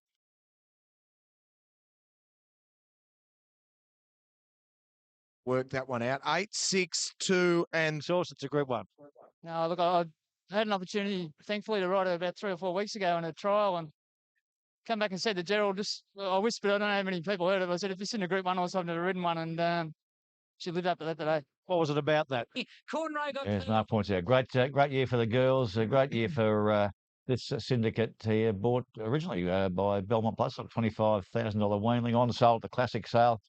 It's a Triple Crown for $46,000, and now the $1 million size goes their way. And Gerald got it so right, not running in the golden slipper, and gee, still got the champagne to come too, Rich. Yeah, just reward. She was her run was super behind Bringing the Maid in the Magic Night. She come out and ran super in the slipper. She's gone the paddock. Scratch Me Lucky was good behind Backman in the Swerve of Essence. What's going to be different in the Champagne, Mark? A few of these failed. Backman comes back in, who beat Scratch Me Lucky. So it's going to be right in the mix. He might be the hope of the boys to win the Group 1 of the three. Yeah, well, traditionally the winner of that Champagne is a horse who's had a run at 1400 going in. You can't jump from the slipper straight to it, so the 1400 run's going to stand her in good stead, and she gets through the ground. So she looks to have gone to another level this time in, doesn't Backman she? raced 1400 last week. Backman, yeah, that's what I'm saying. He's got a great chance as well. Here's Geraldine. By Peggy Jean, she cost $46,000 as a yearling. She's now won over $800,000, and she, of course, is trained by Gerald Ryan, who's our next guest on race. She wasn't taping pre-season, so we turned her out. And then when she come back, getting ready for the Ingles race, well, I said the boys all the way along, she's a 1600 metre horse. And, you know, she's a size Champagne, those are the exact words. And then when it come around time to pay up for the Golden Slipper after she'd won the Ingles Classic, I rung them and said they wanted to pay up. And they said, they didn't want to go have that temptation if we thought she was a size filly, and happened to back her up a week later. So we just didn't accept up with her. And you didn't even pay up? Didn't even pay up for her, just aimed towards the size. Two eye-catching runs this preparation have been on heavy track. So are we getting carried away with heavy track form, or is she the real deal? I think she's the real deal. I really do like her.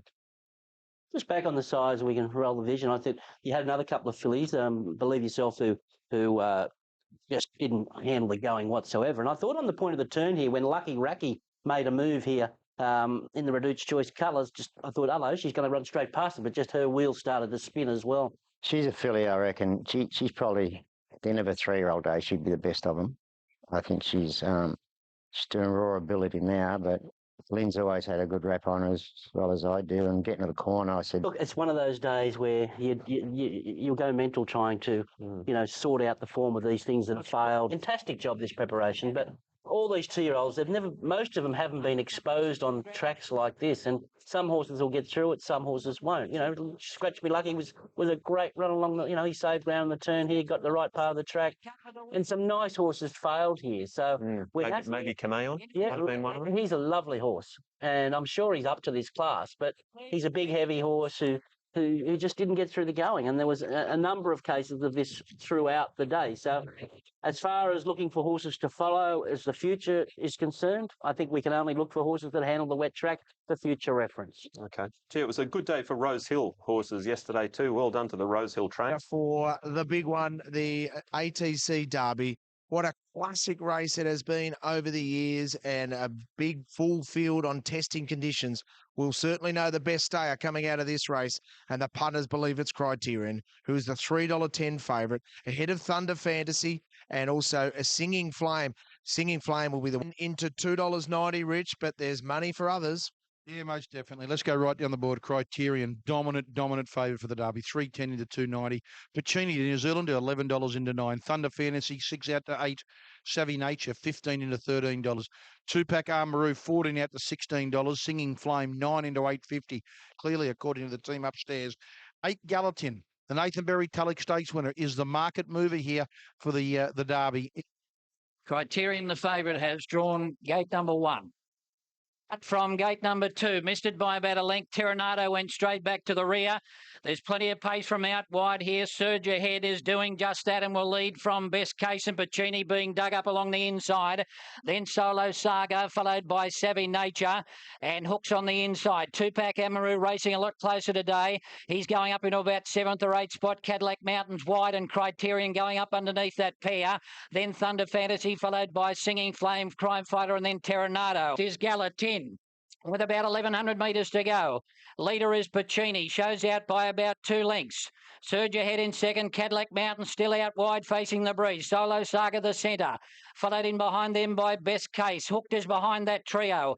Then Savvy Nature. Criterion given every chance back along the fence. He's about 7 or 8 off the lead. A length to 2-pack Amaroo. Followed by Singing Flame. Mountain View, Thunder Fantasy.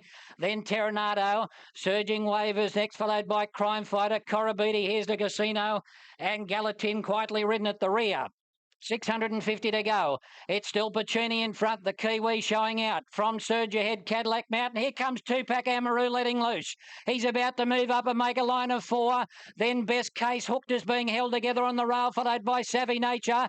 Criterion's working away from the inside into the centre of the track, but Tupac Amaru out wide has gone up to Puccini, and then coming through into third, Criterion. Hooked is running on strongly as well, followed by Savvy Nature, and then Cadillac Mountain. Tupac Amaru, Criterion and Hooked are fighting it out. It's now Hooked and Criterion getting ahead of Tupac Amaru, who's trying to come at them again. Hooked and Criterion and Hooked. There's absolutely nothing between them. Tupac Amaru raises another effort, but Criterion wins it. Criterion beat Tupac Amaru. Hook got third from Savvy Nature. Then Puccini and Gallatin Singing Flame, followed by Cadillac Mountain and then Best Case. At the head of the others, Crime Fighter and Surging Wave, followed by Here's the Casino, Thunder Fantasy, Mountain View, Terranado, Corabiti, Solo Saga, and last in was Surge Ahead.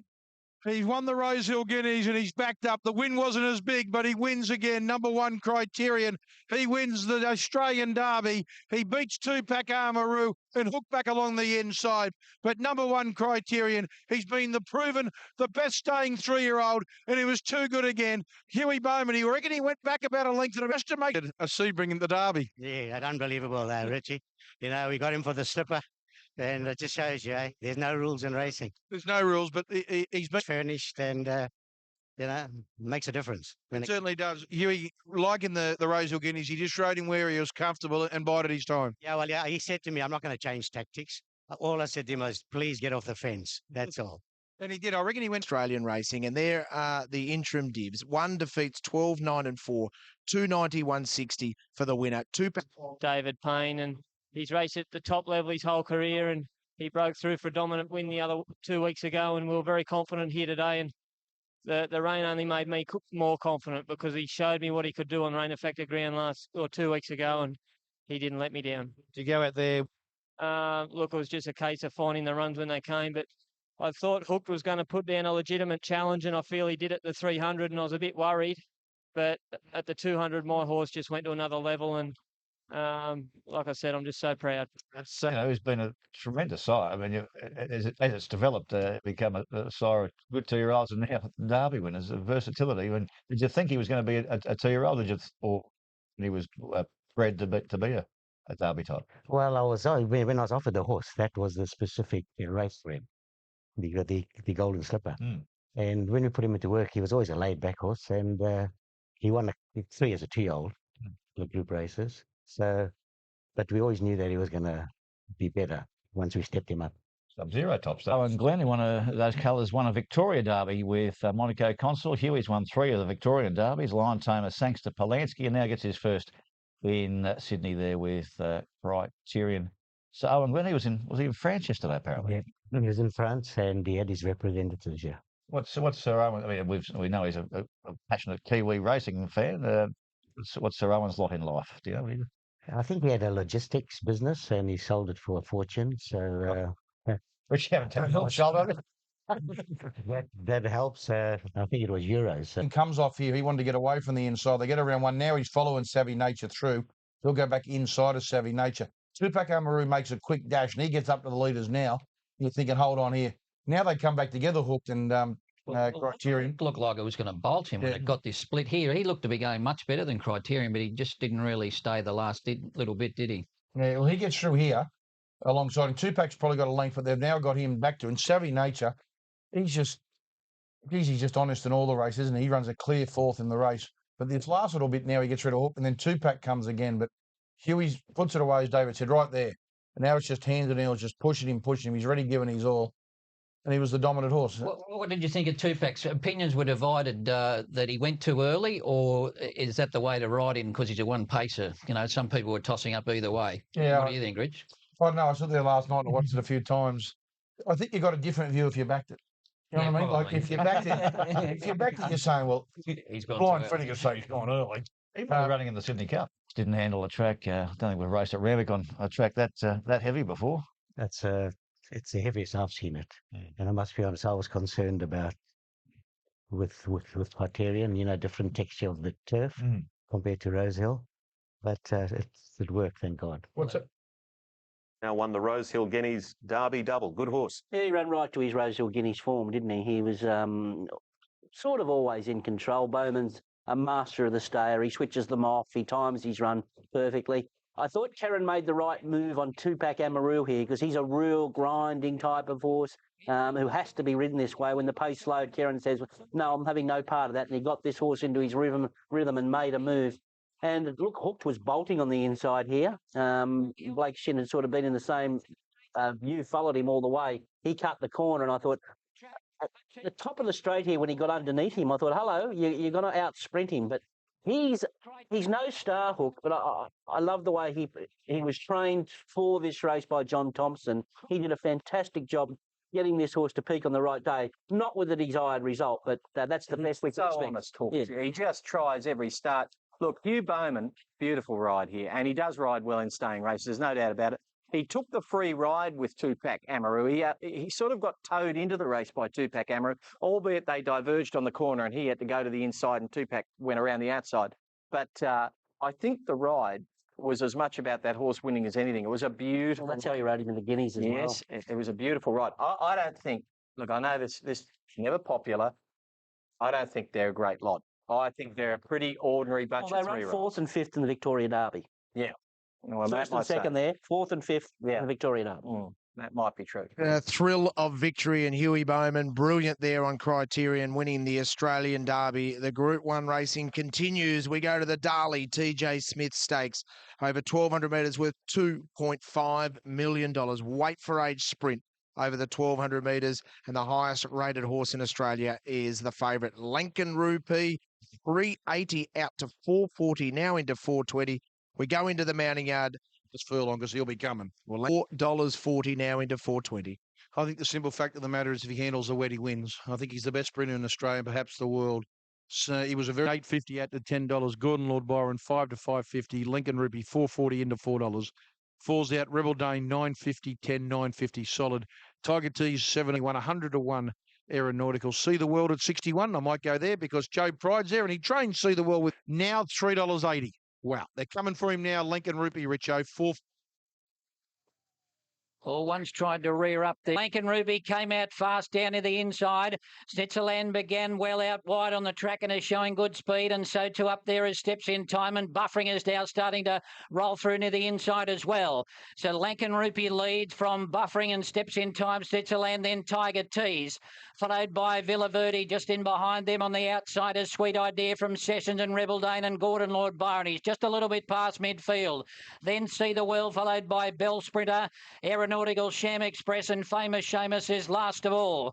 600 out, and the leader Lincoln Rupee leads by about 3/4 of a length on Buffering. Snitzerland's got into their slipstream running third, then Tiger Tease followed by Steps in Time, Villa Verde, Sweet Idea and Rebel Dane at the head of the others. Lincoln Rupee in front as they top the rise, Buffering about a length and a half away in second spot. Snitzerland going it after them, but now Newitt draws the whip on Lincoln Rupee. He went into another gear, he raced away about 3 lengths on Buffering, who's coming after him again, followed by Tiger Tease and Rebel Dane. But Lincoln Rupee, this is a superstar of the turf. He's well out in front, and he'll get another Group 1. Lincoln Rupee goes down to beat Rebel Dane and Buffering, and then came See the World, followed by Tiger Tease, Gordon Lord Byron, Sham Express, Villa Verde, followed by Sessions and Sweet Idea, then Famous Seamus, Steps in Time, Switzerland, Bell Sprinter, and Aeronautical finished at the back of the field.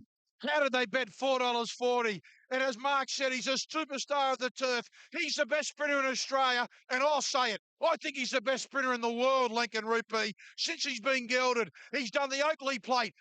He's won, of course, the Rubiton, the Oakley Plate, the Newmarket, and now the $2.5 million Darley TJ Smiths, and he's won it by 100 yards and a hand canter. 3 Lincoln Rupee. They put out the international rankings. He was our highest rated horse, and you can imagine he'll even go further on that. What an achievement. Can't wait to... You know, especially a wet track, I was very concerned, obviously. Barrier 1, but look, I just left it up to Craig. We were, I think I spoke to you before the race. I had some harebrained scheme to suck up on the paint, but even Navesh said to me, I think you'll get killed if you do, and you get beat. So I thought, well, if we go down, but Weary found the outside of the track. You know, it was not our plan to lead Buffering, but that's what the good jockeys do. You know, they make their own decisions in the Group 1s, and That's what Craig did, and he had the horse underneath him. What you said's perfect. Like Craig, he's got that confidence now in his ability, which you've seen grow, and he'll now do what he believes is right. Bang. Well, that's what the good jockeys should do. You know, they've got to sum it up in the first 100 metres. You see Bossy and Oliver and all those jockeys. That's what they do every time they ride. So I've spoken to Craig about it a number of times, and, you know, he backs himself now. And yep. Giddy up, giddy up. There we are, Mick Price. Giddy up, Richo. Yeah, Giddy. He's behind, just simply couldn't catch up with the sublime speed of Lankan Rupee. 370 and 190, starting price of 380. Defeats Rebel Day. Very thankful to the owners. Obviously, it's well documented. I picked some already in the new market, which we all know what happened there, but they showed their loyalty, which is not a great deal of left in the industry, and I can't thank them enough. Well, you're a replay demonstrator, hey, but what a level this horse has got to this campaign.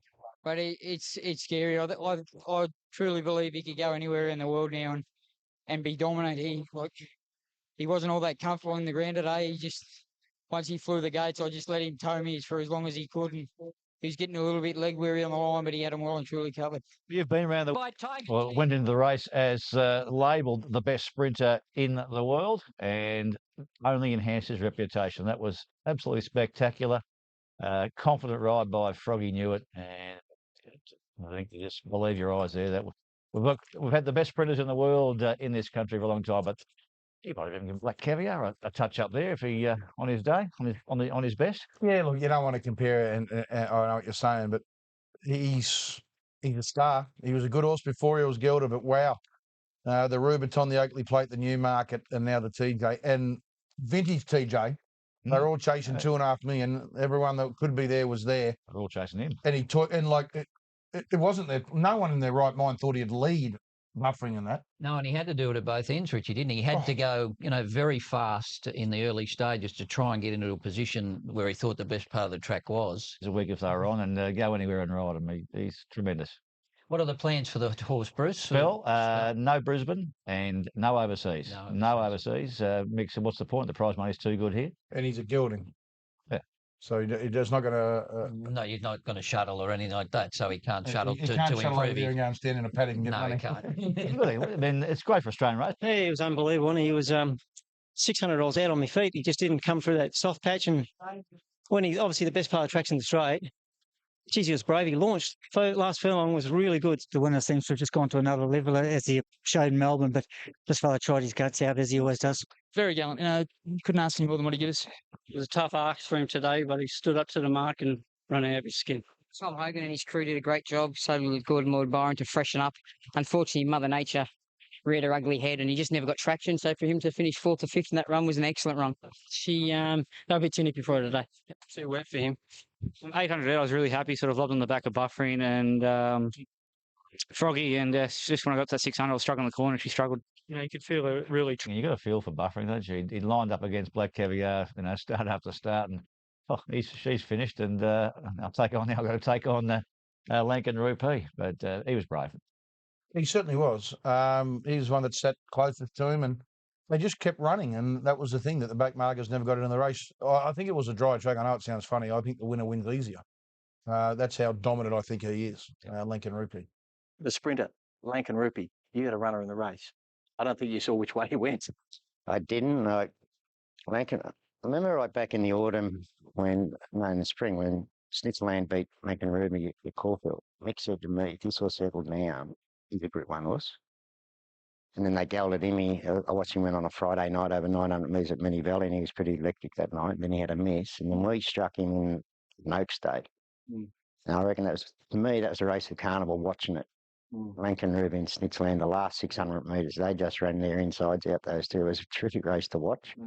He beat a whisker. And it was then when I found out he was going to the Oakley Plate in the Newmarket. That was when I switched Snitzerland to the Lightning. So you dodged him? I dodged him. Only because I reckon in my life I've dodged.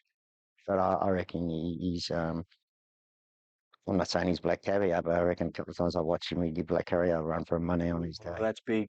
Yeah, it's true, but I reckon it's true too. I reckon he would have given her a run for her money yesterday. We'll talk more about that. Samaretti's one of them, but Miss Andretti was the champion sprinter of her time and dominant. But I think this horse might actually have a higher top speed than even she had at her top. It makes him very special. I think you're right there. Obviously, she was a great mare, and she only really had one main danger every time she stepped out, and that was Gold Edition. And fortunately for me, she always had the measure of her. But this bloke, he's had to have taken on 3 or 4 chances in each race, and he's come out trumps every time, and he just seems to be getting better. And Craig, just on that point of Samaretti, I mean, you made the choice. You were pretty loyal to go with Samaretti at Flemington, and then fortunately you've built a good association with this horse. You jumped back aboard yesterday. It's racing, I suppose. Yeah, absolutely. Well, at the end of the day, you can't ride 2 horses, and on that occasion, I chose the wrong one. But I'm very grateful for Mr. Yassine and Iris to give me the ride back. And obviously, I've done a lot of work with him, ridden him 90% of his races, and to where he is now and to where he's going to be heading. Yeah, it's great to be back on. Yeah. Well, there's a lot of giving. All right, Ronnie, what do you think? Rebel Dane ran really well. Yeah, he stood alone, the winner, and he's one of them horses. You know, I hate to call him a champion, but he's done it on wet, he's done it on dry, he's done it left-handed, right-handed now, and he's a star. But I thought Rebel Dame was very, very good first up. Not many horses could perform first up on that track yesterday. So his Brisbane campaign, well, he's looking a live Stradbroke chance already, Rebel Dame. Buffering was his usual bulldog self. Back to his best. Yeah, back to he missed the start. Worked to get behind a flying horse, and you'd think he'd be out on his feet by here. But look, he was terrific, and look, the rest were just outclassed. They were out-sprinted. That is exactly the word. They were outclassed by a horse who is world-class, at the top of his game at the moment. I don't know how much better he can get. It'd be frightening if he can. Yeah. Stablemates were good there. Tiger Tease and See the World justified the late entry payment for him. He rattled home in conditions he loves. Right. And we're about to witness the richest mile race in the world. It is the Star Doncaster Mile, worth $3 million. Let's have a look at the market. It's $4.80 the field, with Massini the favourite, ahead of Weary and Royal Descent. El Rocker, the best of the 3-year-olds, according to the punters, is at $9. Then we get out to double figures of the rest. Streamer 31 into $26. Sacred Falls back-to-back looking for 12 into 10. Hawkspur $11 into 10. Toydini 26 into 21. Speediness 14 out to $16. Miro is $61. Royal Descent $750 to $850. Monton $200. Weary $550 into $480 for number 19. Ninth Legion $51, and the bottom one fourth of the championship Group 1's here today. Here's Mark Sheen for the Doncaster Mile. How often racing, My Kingdom of Five missed the start, and El Rocker began well with Dissident and also Fat Al. Ladari away nicely, and Ninth Legion's up in the first 3 or 4 as they settle down, followed by Moora going through near the inside, and then Monton followed by Dear Demi. In behind them next as they settle down, Streamer going up on the outside. But let's sort out these leaders, and it's Fat Al putting his head in front and leads from Ninth Legion. Streamer rolling around the outside with Massini. Then in behind them next is El Rocker, followed by Moora. Ladari. Then at the head of the others next, Malavio is making ground on the outside of Dissident. Back behind them next as they settle down was Weary. Now he's going up about 3 or 4 wide, followed by My Kingdom of Fife. Over on the inside, Dear Demi from Monton, Royal Descent, and then Slow Pace, Speediness. Hawkspur next from Sacred Falls, Toydini, and Hannah's Goal is last of all. With about 700 to go. And the leader here is Fat Al from Streamer in second spot. And then Massini on the outside with Malavio. El Rocker next. Ninth Legion in the red colours over on the rail. Followed in behind them next by Weary, is tracking up about 4 or 5 wide on the outside of Dissident. Muro saving ground on the fence. And then Dear Demi giving a crack with a whip. Royal Descent is now peeling wide and is starting to run on with Weary. It's Ninth Legion taking the lead on the inside. He cut through and shot to the front, but Royal Descent is mowing it down on the outside. Weary's trying to go with it and getting up on the inside. Sacred Falls with a mudlark. Royal Descent has raced to the front with Sacred Falls trying to go with it. Sacred Falls and Royal Descent. Sacred Falls, can he do it back to back? Sacred Falls does it. Back to back for Sacred Falls, beat Royal Descent and Weary. Waller gets first, second and third. Hawkspur may have run fourth, and then came Ninth Legion, Hannah's Goal. Followed in behind them by Massini, El Rocker. Then at the head of the others, Malavio, My Kingdom of Fife. Then in behind them next we had Dissident, followed by Toydini, Fat Al, Slow Pace, and then Ladari, Speediness, followed by Muro, Monton, Streamer, and last of all was Dear Demi. Well, Christopher, John Waller's got the trifecta. in the Doncaster. Sacred Falls goes back to back. He relishes these conditions. Sacred Falls, he beats Royal for congratulations. That's a huge feather in the cap. Settle down, Richie. You don't want to get me started, you know that. And quite unbelievable. First four. So, what a team we've got. It is an amazing too, and they've all run terrific. But Sacred Falls, everything was aimed, Chris, towards this race. Yeah, great team effort. He's a very good. Talk about $20 million horses. This horse has been forgotten. He's the next one. Don't worry about that. And From Dibs, Sacred Falls wins 10.70 and 3.50, defeating Royal Descent $2.80, Weary $2.20. That Quinella. Think about that. Four of the last seven, but the first four in a Group 1 race. We're trying to find someone in the world who's done that. That's an amazing performance. I'm sure if you look far enough or back further enough, there'll be something similar. But not many people are in my position with a good team. I know I continue to say it, probably. Sacred Falls beat Royal Descent and Weary. Waller gets... Becoming only the sixth horse to win back-to-back Doncaster. Of course, Sunline, the other to win it twice, but years apart. Most recently, Fair before that, the mighty Superimpose. Went from 53 to 56.5. So you're in elite company here, Chris, and so too your rider, Zach Purton, is almost on the verge of knocking off Douglas White, who's won 13 straight premierships in Hong Kong. Great rider. And full credit to the connections thinking about him.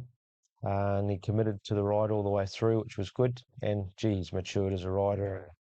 Well, he's taking... You got Weary there, the grey. Royal Descent's just coming out to be right on his bum. And that's Hawkspur's probably 2.5 lengths behind, but that's the bay there. And then you've got Sacred Falls back one off the fence in the yellow. It's a patient of ride, isn't it? It's a just squeezing through ride. there. That's the gap there. Yeah. So you can see there, Weary and Royal Descent certainly covered a lot of extra ground, but so their runs were terrific. Just opens up here. Of course, you've got to be on the horse going good enough to take the runs, but he backed himself to get through, and he got them.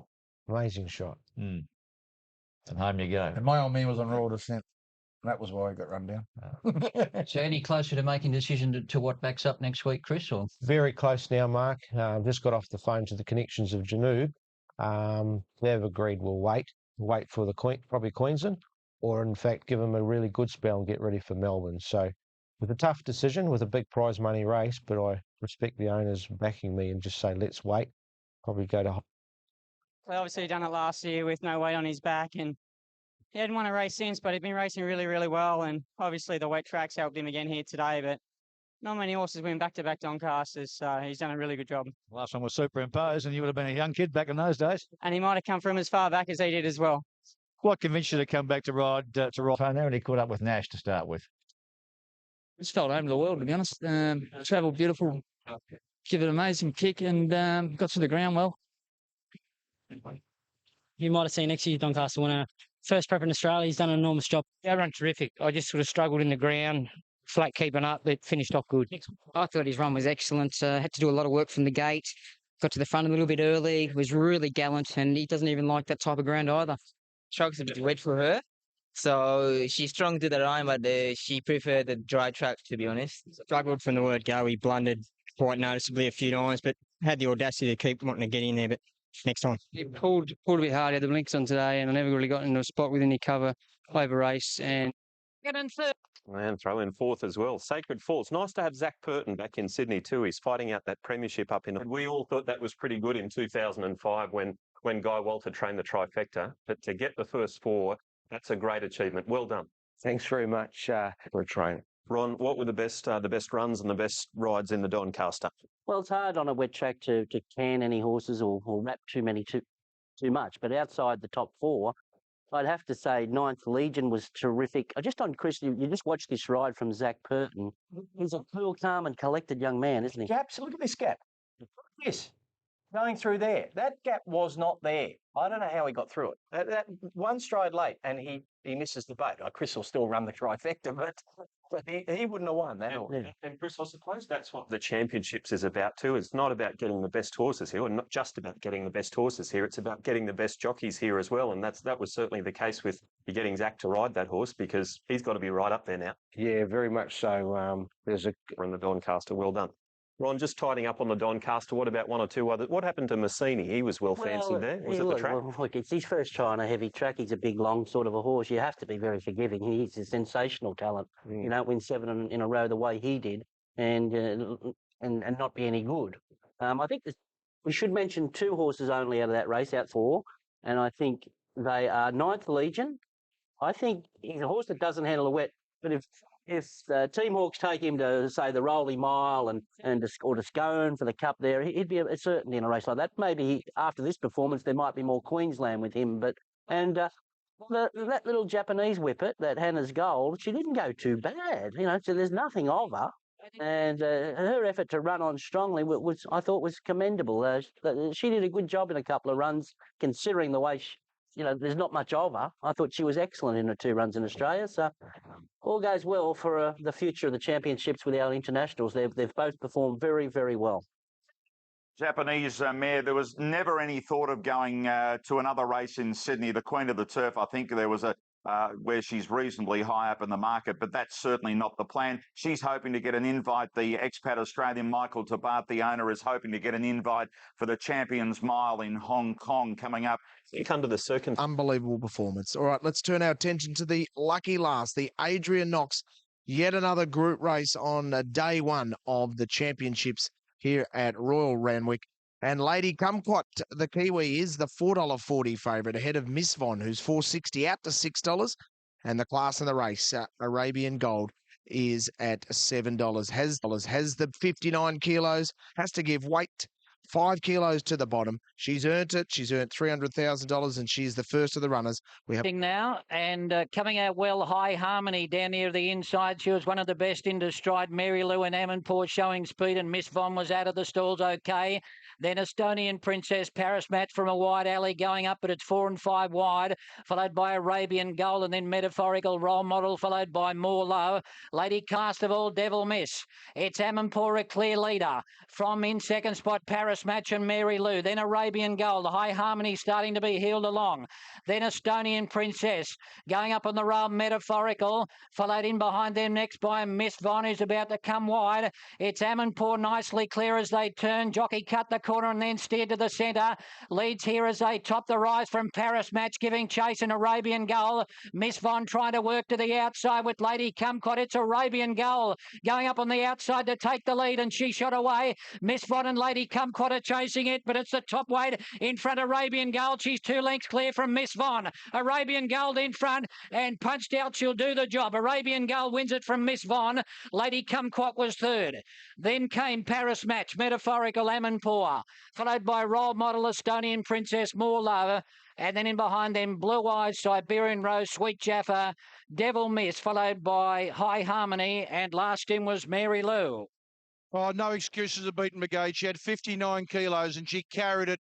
She was terrific today. Number 1, Arabian Gold. She holds off Miss Von and Lady Kumquat. But number 1, Arabian Gold, David Van Dyke just wasn't happy with her after the run at Kimberley. Back to the trial. She trialled super. She loves the wet track. Divs this $5.80 and $2.20. Defeats Miss Von $2.30. Lady Kumquat. With this, we could have a quick look at the Adrian Knox Stakes. That was the last race on the program because Craig was riding Miss Von here, and Craig, it looked like a pretty good run. Went really good, Matt.